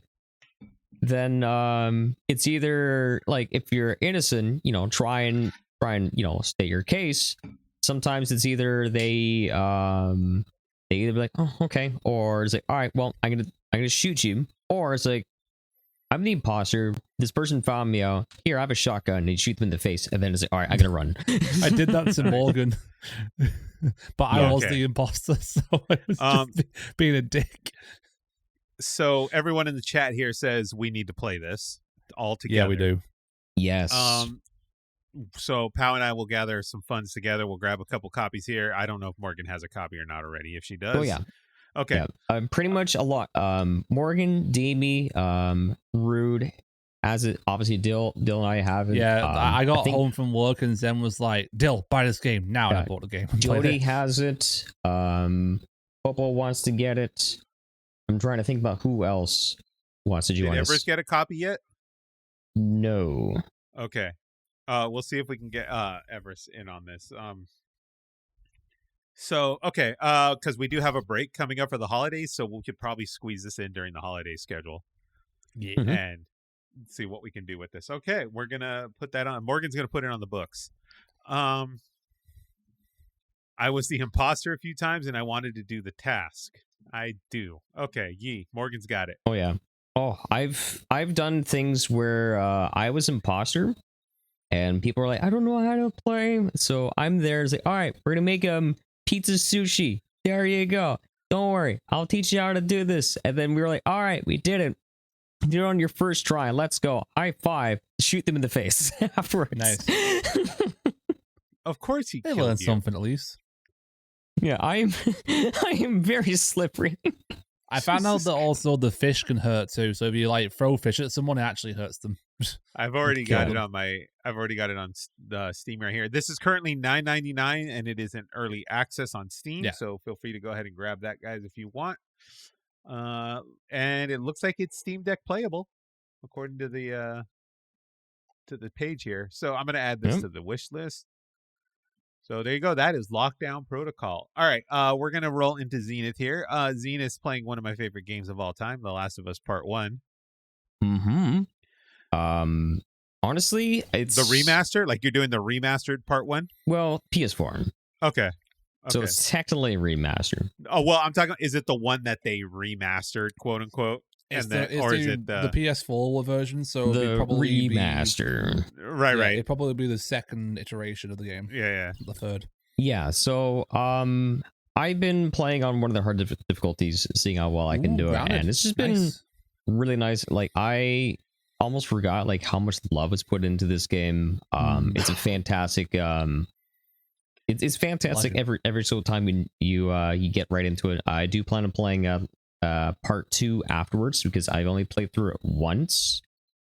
It's because like there's a lot of things that I like about part 2, and I hear that like after you after letting it sit and stew for a bit and thinking about the game's concept and what it's actually about, as well as like knowing from the finally understanding what the game is, what it's trying, the message it's trying to give you, I feel it's like, I know a lot of people that enjoyed it way more on the second playthrough as opposed to the first one. So, yeah. It is. So let's talk about The Last of Us Part 2 for a second here. I will say I had only one real beef with The Last of Us Part 2. I did not have problems with Abby per se. But yeah, I do watch feel out for like spoiler zone. Yeah, but I have problems with what they did with Abby's story in the game. Like, I feel like Abby's story was stretched too long into segments that I didn't feel progressed her story in any real way. It was kind of just filler. Yeah. But I do think, now looking back on it in hindsight, I do think The Last of Us Part 2 is a good game. Mm-hmm. I do not think it trumps the first one. No. I think the first one is just this perfect level of cinematic and storytelling and combat and everything that just, it's literally a perfect game in my eyes. It's probably my favorite game of all time. It's up in the 5. Yeah, it was just, for what it is, it's perfect. Yeah, it doesn't have the most compelling like gameplay when it comes to like shooting, but it doesn't have to be. It's about engrossing yourself in a journey while also being like, oh fuck, it's a video game. I am the one controlling it, and that also what allows you to connect with, because like obviously the show is good, that's great and all, but you're not Joel, you're not Ellie, and that's what makes part 1 just so fucking good. Yeah, because you're basically playing their story, right? Pretty much. Yeah, that's the whole concept of it. You're just there for the ride. That's what I think makes it so special. But yeah, 2 just did this. 2 does these things that really push the boundaries of what the first one did in terms of storytelling, etc. And but then it kind of falters at the end, at least in my eyes. And then it does come back around and like recoup itself. Back to the first game. Are you discovering things now that you didn't find in your original playthrough in the first game? Like, are there stuff you're resonating with more?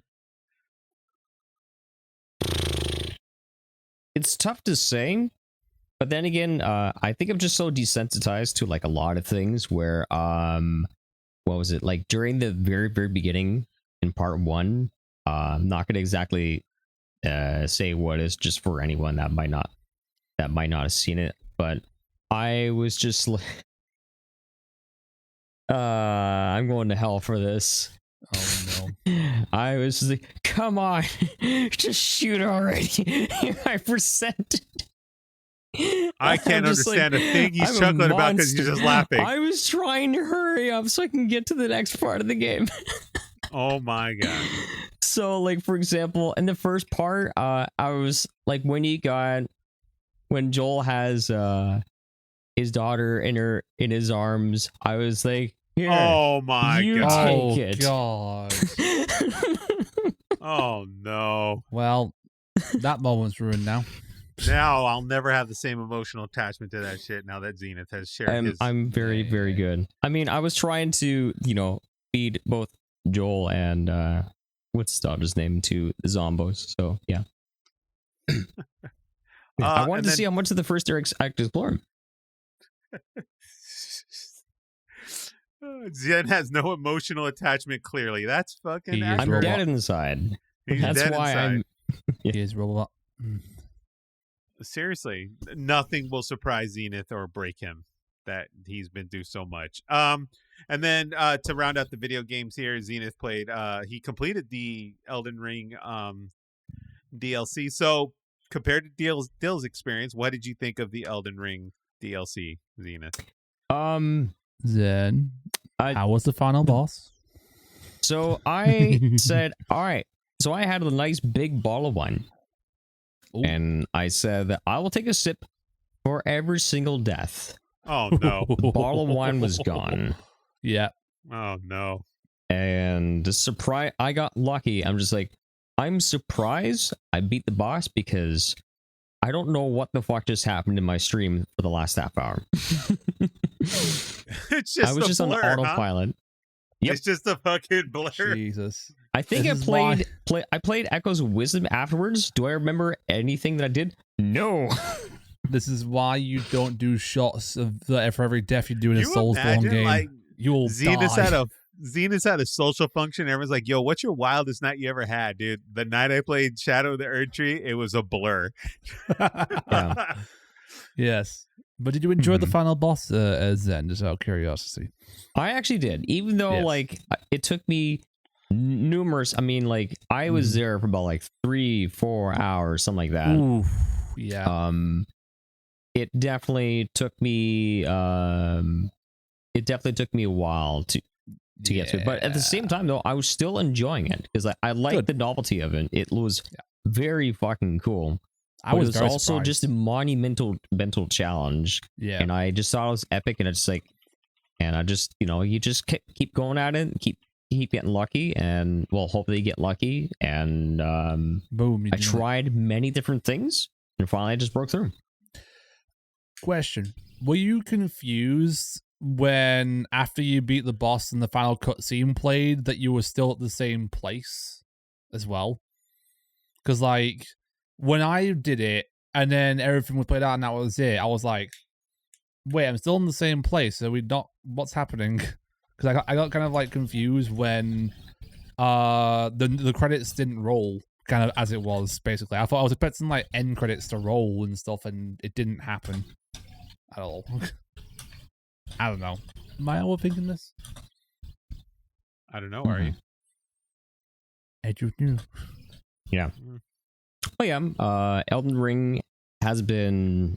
It was a lot of fun. It was a great DLC. I mean, it wasn't a perfect DLC, I think, but the fact that it was bigger than like a lot of like full size games. Oh yeah. It's just absolutely just incredible. So 9 out of 10. Yeah. And it's also crazy that I'm doing this, that I did the DLC at the same time that I'm pushing myself to do harder Mario Kaizos, because, they're so hard. You poor man. But I'm getting better. Good. Getting better. So, like, you played Mario World, right? Right, Eric? Right.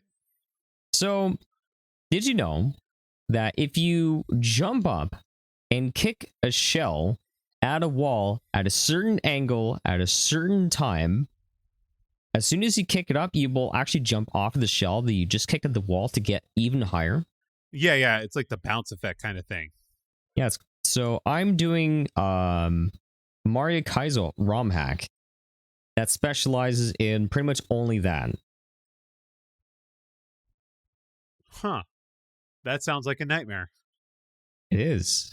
It is, especially now that I added Tangia to my stream. So Eric, if you don't know what Tangia is, what's Tangia? Tangia is a fun, cool extension for your channel where using channel points and even bits, you can basically cover the screen or distract me with a whole bunch of like alerts and overlays. And I actually have some that are just. There's so many. There's like thousands. So basically, my streams have been so chaotic for the past like 3 weeks that, yeah, I've done well with Tangia. But anyway, so yeah, Mario Kaizo, I'm getting better. Nice. Yay. How many runs are you up to now? I've beaten 4 Kaizo games. I'm on my 5th. But this one's so rough that I'm only beating like 1 or 2 levels per stream. Oof. Damn. So I'm like there for like 2-3 hours trying to do the same things over and over and over and over again. He's finally admit he's making progress. There's like one in the clips. Oh, how about the freaking metal pipe thing? That'll be a great one. That Eric can see what it's all about. Hit me up with the metal pipe clip here. Oh, we are going to go ahead and take a break because nature's calling. So that is the Mario Kaizo. That is Shadow of the Erdtree DLC. That is Last of Us Part 1, Legend of Zelda Echoes of Wisdom, and Alan Wake Part 1 and Part 2. Very productive gaming. Very productive gaming in the past month and a half. I promise to have more next time. He'll have more games beat next time. Stay tuned, people. Maybe I might beat. What the fuck? Maybe I might be Pokemon Kazuayamon. Who knows? Oh, and I also played Resident Evil 4 Randomizer. That was really fun. You did. Damn. Well, that was fun. We're going to get into spooky time, so we're going to talk about that in a minute. We're going to go ahead and we're going to take a break. This is Good Friends, Good Games, and we'll be back shortly. All right. It is Good Friends, Good Games. We're back. We had a very long conversation about Taco Bell and Chipotle and the effects it has on the human body. We'll spare you all that. All right, guys. It is the end of October. You know what that means. It's spooky season. Ooh. So we're going to go ahead and we're going to rattle off some of our favorite scary games or games that we feel are scary that you should play. All right. Who wants to go first? Who's got something spooky for us? Well, I recently dug into the Resident Evil 4 randomizer. Okay. Now, is this randomizing the OG one or the remake? Yeah, the OG one. Okay. My computer would melt just from loading the game. Yeah, that's true. So, the randomizer 4 was really, really good. Has like it randomizes starting loadout, randomizes like the guns and upgrades you can find from like the merchant or like just like randomly everywhere. It also randomizes not only enemies but non-aggressive enemies.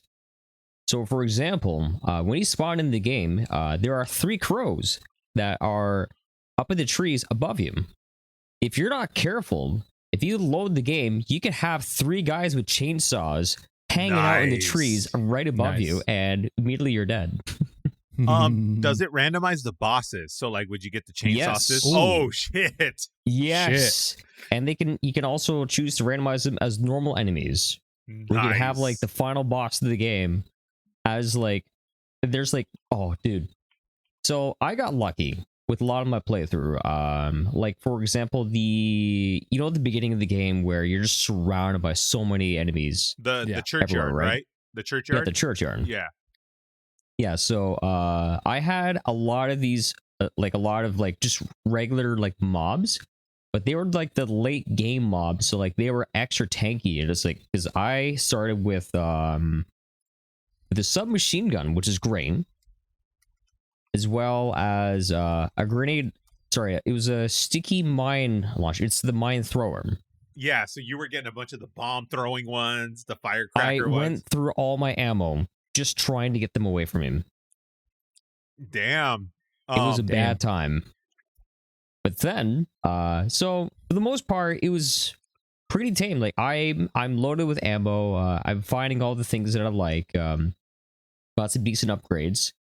And then about maybe 2 hours into my game, so I wanted to shoot my gun to try and see if there's a secret. And then so you guys have played Resident Evil 4, right? Mm-hmm. Yes, both OG and remake. Yeah. So I fired a pistol. I was in someone's house, and immediately the door burst open. And you know those guys with like the big razor claws? Yeah. I can't remember the name of that one. Yeah, 10 of them burst through the door, and they're speeding into the room, chasing after me. I shit my pants. I sped out there. I'm like, no, I'm never coming back here. Did you ever get spawned one of the big fucking org or like, what are they called? Like the orgy things, like the orc, like that big orc looking thing? Did you get one of those spawned on you? Oh, the ogre. The ogre, yes, the big ogre. No, I haven't had that happen just yet. The ogre or the golem? Is that what he's called? It's like ogre, golem, one of those. Like, there's part like spoiler, like you get into that game, sometimes you have to fight 2 of them, and it's a nightmare. Oh yeah. But and then like you get the rocket launcher fucking guys that are a bitch and a half. Oh yeah, I had rocket launchers. Oh god. Sent towards my way. Yeah, that was terrifying, especially when you're like in an area that's like 20 of the people here have rocket launchers. This is very concerning. This actually sounds like a lot of fun. It's just, I'm guessing it's actually like a lot of fun. It's just like a Nexus mod or something. Yeah, Nexus mod. It was very easy to set up. The only thing is, would set it for streaming. Because for example, the game takes over your mouse. You can't do anything about it. Oh, and no. I had to try and like shift it over because it wanted to be full screen. Yeah, so it's a bit janky, but I also, what is it? I installed the thing where it's got like RE4 tweaks, and it fixes like a lot of things where I'm able to play in like widescreen and stuff like that. But so yeah, it was actually a lot of fun, and I would highly recommend it. Yes. Yeah, that sounds like a lot of fun. I'm gonna check that out. Actually, I played both Resident Evils not too long ago, like the remake and the OG one, like a year or two ago. So I might dabble into this again. How about like one of your favorite scary games to play, like during this time of year, or the scariest game you've ever played? So I don't really play like a lot of horror games because I don't know. I don't really get scared watching horror movies, so that's why I just don't tend to watch them, because I find that they're a bit of a waste of my time. But I do like around this time of year watching kind of like survival or zombie kind of things, because like aside from playing The Last of Us, I also want to start binging from the very beginning of Walking Dead. Oh shit! Because I left off sometime at around like maybe midway through season 6. Okay. So I want to try and get into that. But as far as like the scariest game I've ever played, Dungeon Nightmares 2. It's so dark you can't see anything. Ooh. That was terrifying, and probably the one game that I'm too scared to play for myself is Visage. Oh, everyone talks about Visage. Creepy, yeah. That is a whole lot of like, you know what? I'm happy to admit that I'm too much of chicken shit to play that game. No thanks. Okay, have you played this You've played this Dungeon Nightmares too, yeah? Yeah, I played. I'm probably like a lot braver than I was back then, but I remember when I did play him, I had to like, I played the game not even looking at the screen because I didn't want to see what was ahead, because it does a lot of shit that like plays tricks on you. Like you go around a corner and then you see like a woman standing in the corner. Okay, I got an honest question here. Is Visage scarier than Outlast? Yes. Yeah, I would say is, yeah. Yeah, Visage makes Outlast feel like Minecraft. Visage was basically inspired. Visage was basically inspired from the PT demo that came out that was going to become Silent Hill, and that shit was scary. I watched the PT thing because I never got to play the PT thing. I didn't have a PS4 at the time. I watched the PT playthrough thing, and that scared the shit out of me. And you're telling me Visage is scarier than that? Yes. Yeah, it got inspired by that. I wouldn't say it's scarier than that, but it was heavily inspired from it. Okay, basically. And I actually remember like my first time seeing PT as well.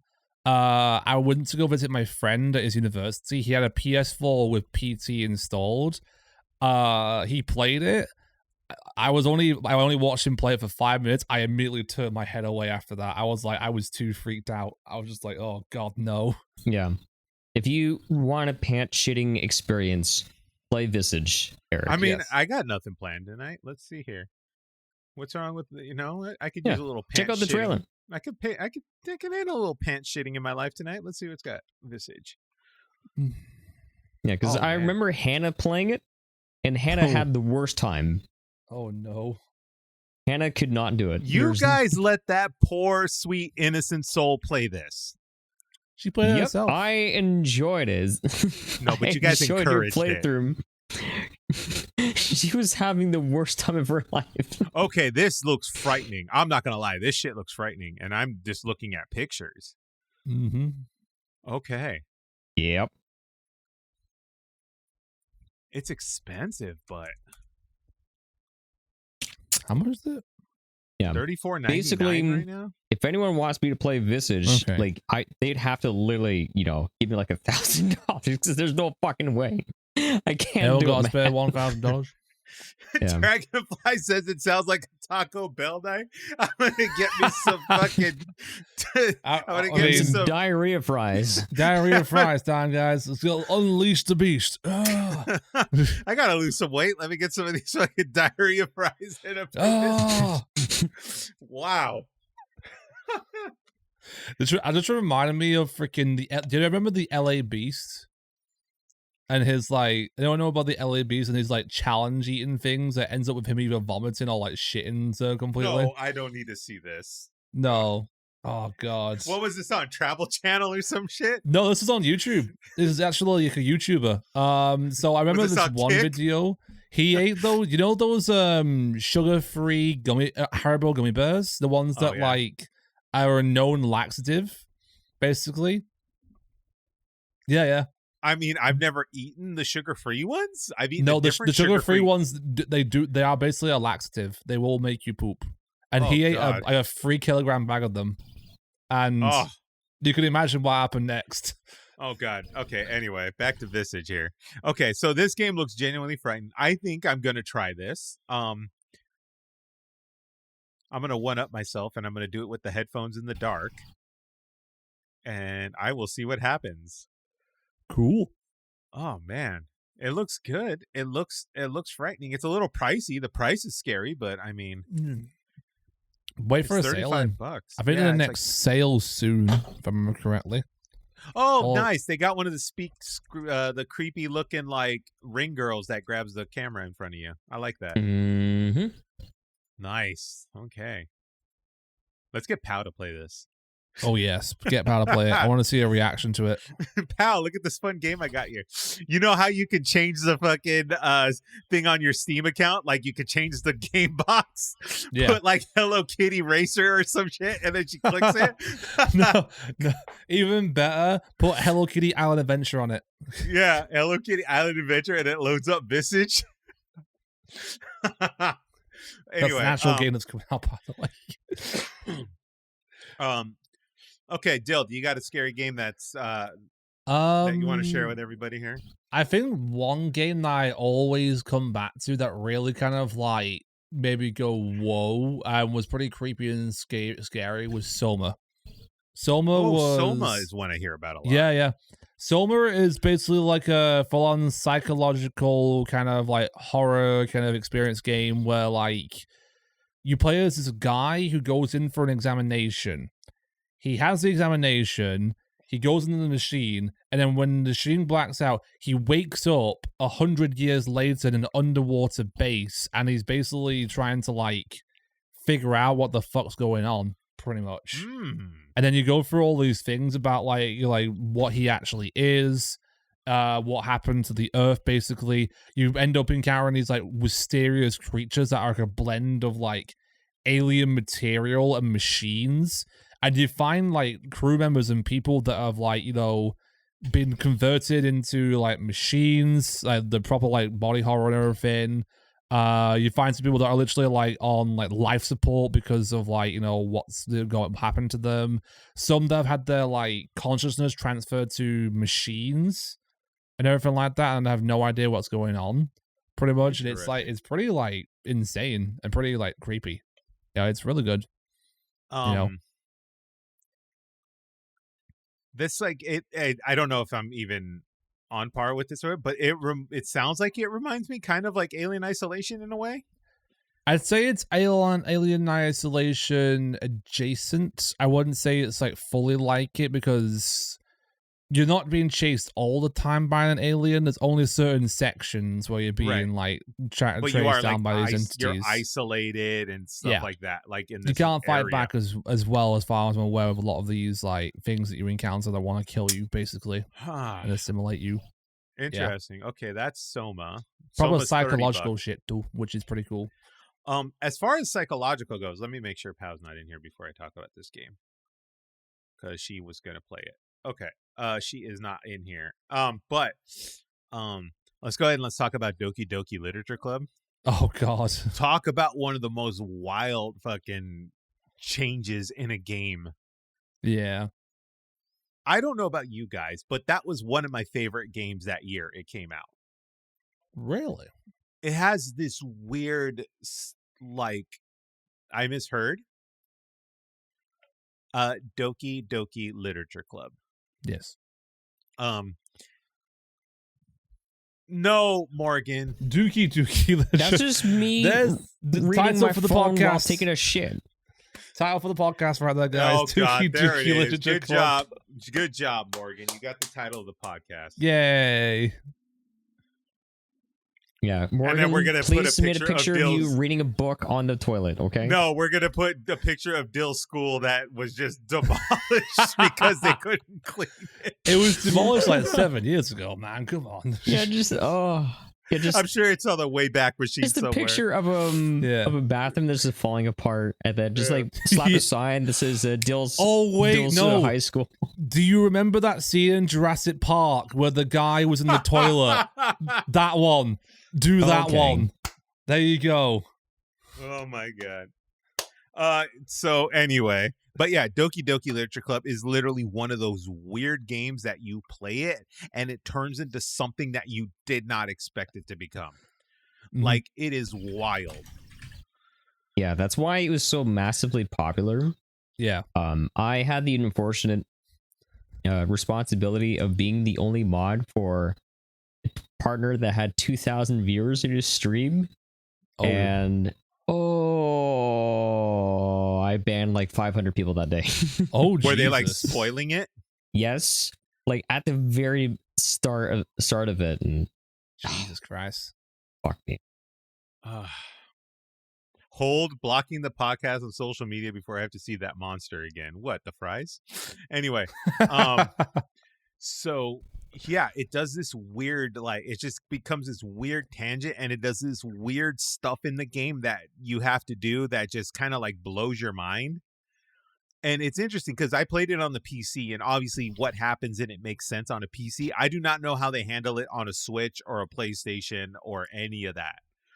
I should actually do it. It is, if you are curious, I think if you guys have PlayStation Plus Essentials, like the first tier, PlayStation Plus, Dookie is free. Okay. This month. You have a couple days left to grab it or whatever, like a week. So if you have PlayStation Plus, go grab Dookie. I might play through it because I want to see how they do it on a console. It's the PC, like I said, makes sense, but how they did it on console, I have no idea how that works. But that was another one that kind of weirded me out for a bit. The first half of Outlast is genuinely frightening. Yeah, especially when like you first go in the building and you encounter some of the people that are like you think are dead and suddenly they just right. And like it does like jump scare galore. That was another one that always creeped me out. Don't spoil it for me. Okay. Demi's gonna be playing the Outlast soon. Oh, okay. Have fun, Demi. Turn the lights off with it. Turn the lights off, put some headphones on, just enjoy. Let me watch it as well so that I can spook you every so often. Morgan, stop sending Zenith long messages. I know when he's typing. Sure, I'll stream it. Yeah, do that. And then make sure you put dark. Yeah. Twitch.tv/Demi. Yeah, put it on there. I haven't messaged him in a while. Anyway, so yeah, that's a genuinely frightening one. I'm trying to think of another one that truly like shook me a bit. You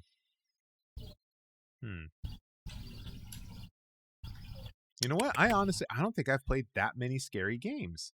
I've definitely played.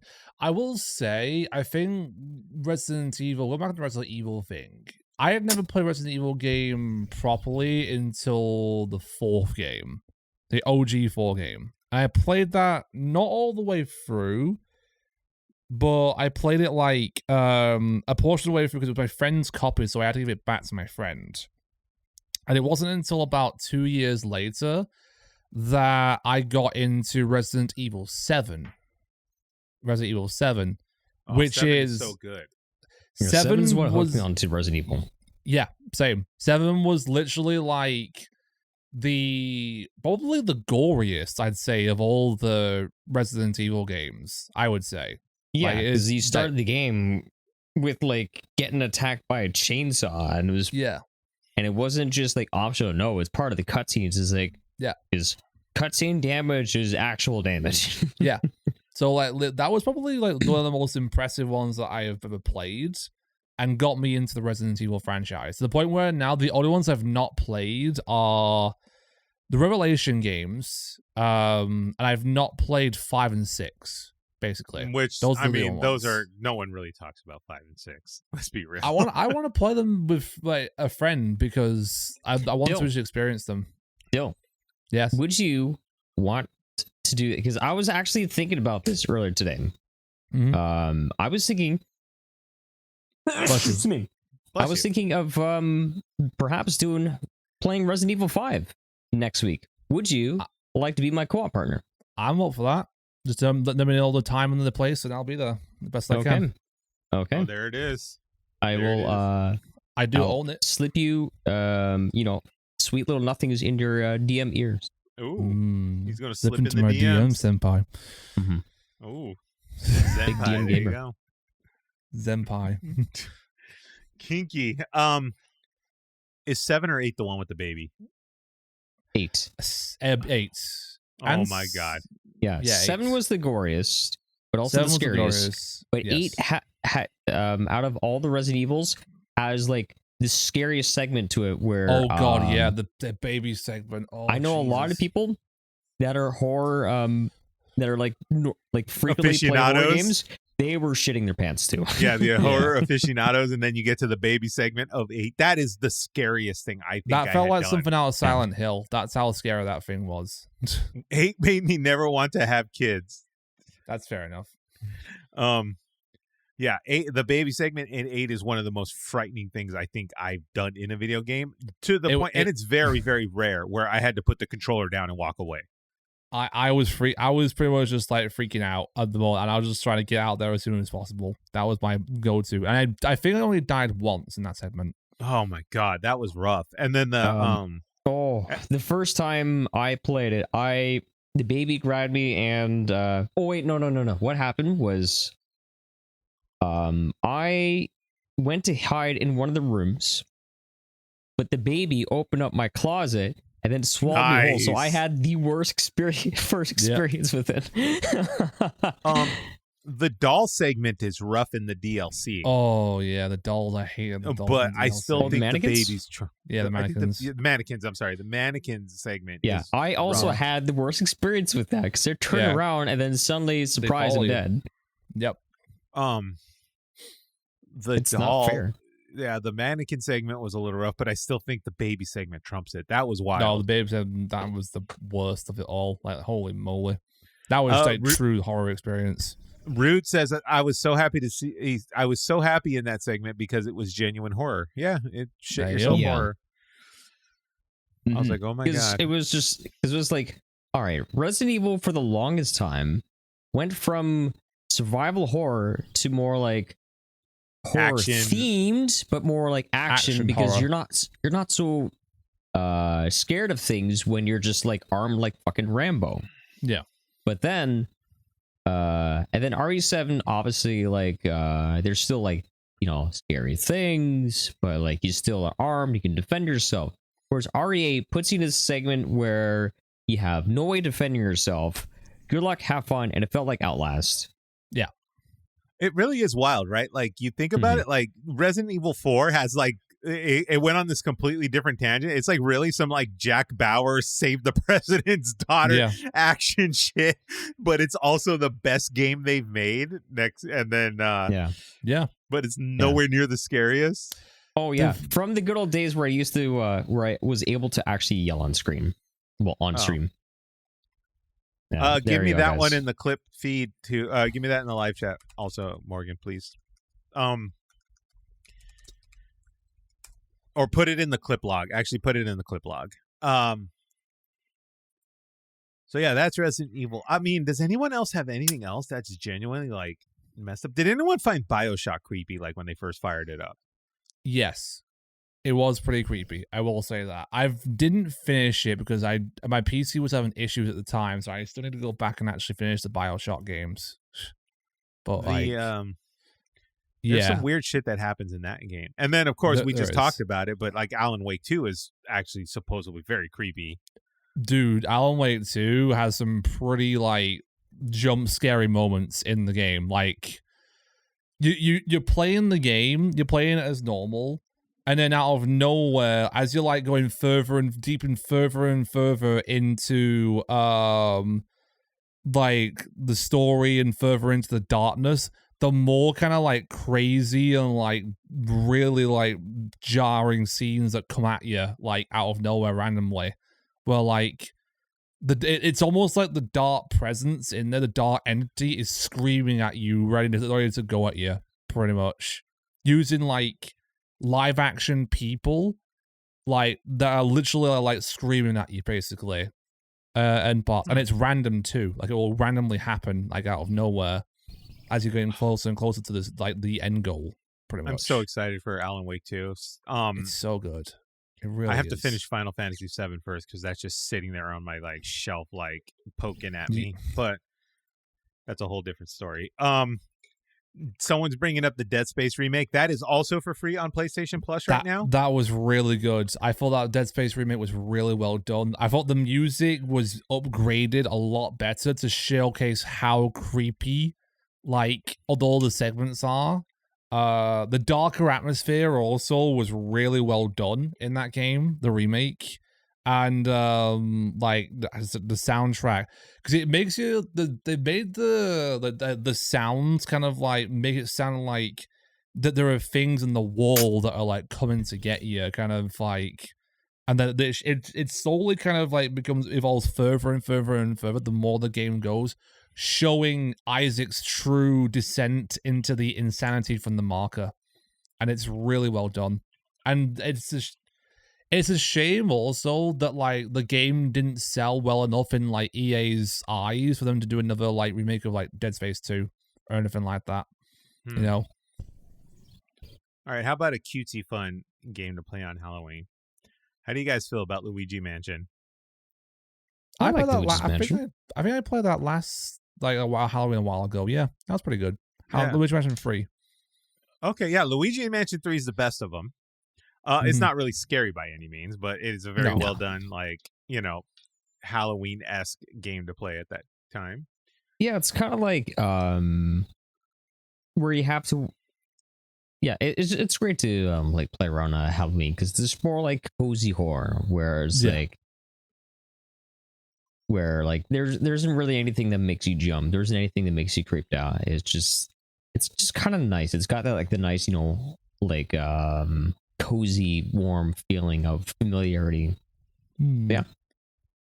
Okay. To wind it down here, I know Xena said he doesn't watch horror movies, but well, Dill, I'm watching Walking Dead. Well, I will be watching. Well, Walking Dead. Yeah. Okay. When it comes to The Walking Dead, I recommend reading The Walking Dead. Like, read those comics. The stuff that happens in those comics is way more fucked up than what happens in that TV show. It's wild. So give that a shot. But the TV show was good up until about the 3rd or 4th season, I think, and then I kind of fell off it. I agree. Season 5 was actually not bad, but like it was like near the end of season 5. Actually, I don't know. There's good parts in season 5. There's some in season 6, but it did start to lose me a little bit. When does Negan come into the whole thing? End of season 6, start of season 7. Okay. Oh, I'm thinking I might have watched some of season 7 as well. It's been that long. Okay. Because like that was a good arc.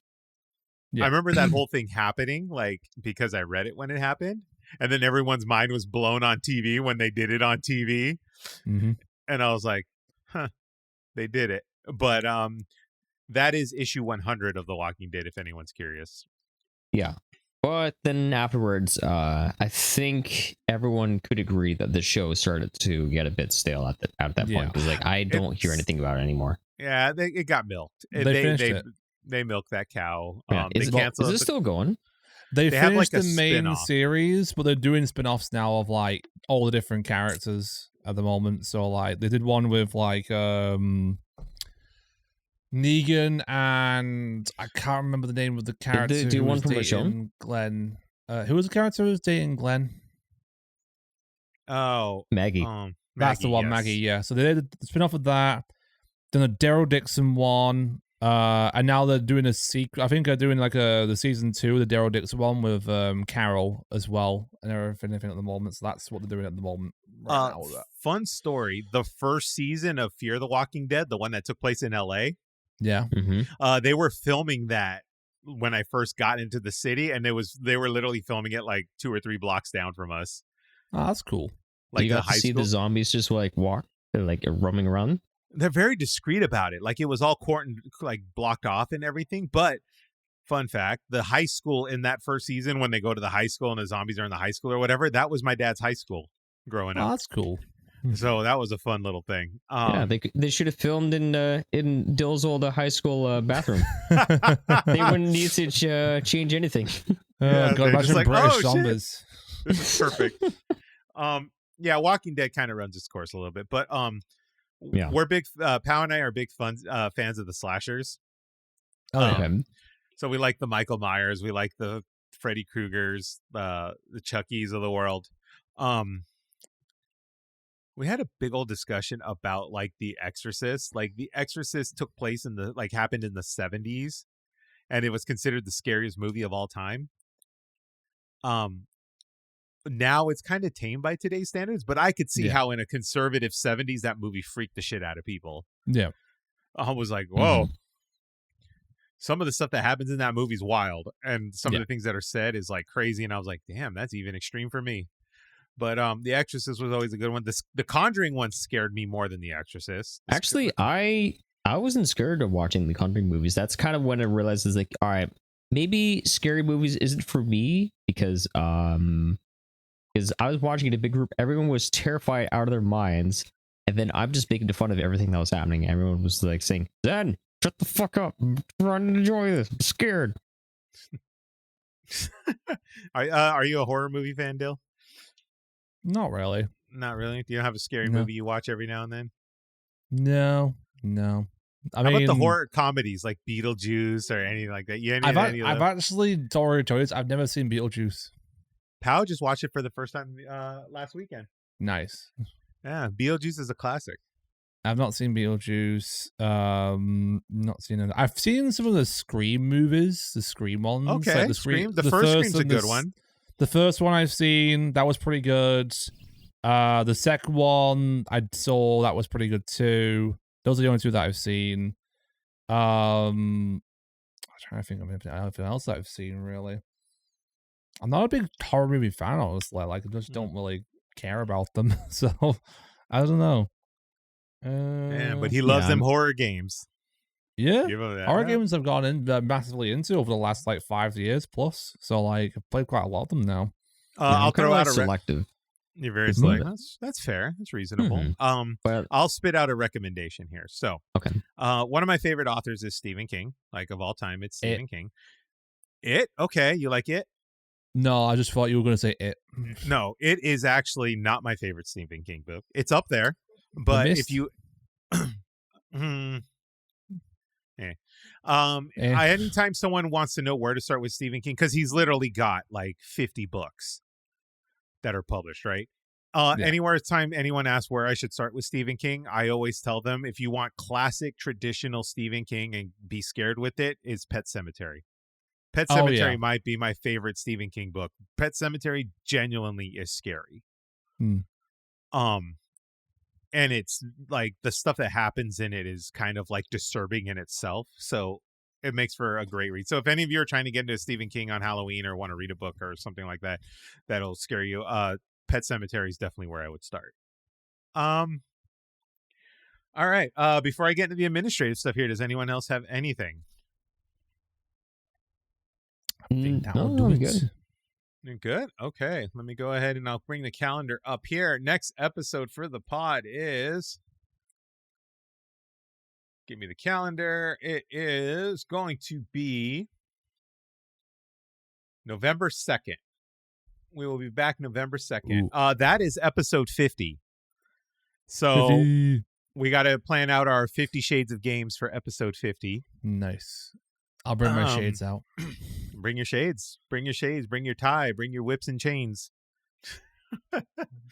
So, episode 50 is going down on November 2nd. Like I mentioned before, if you want some clips of all this stuff, go ahead and check out the social media link, ! Social media.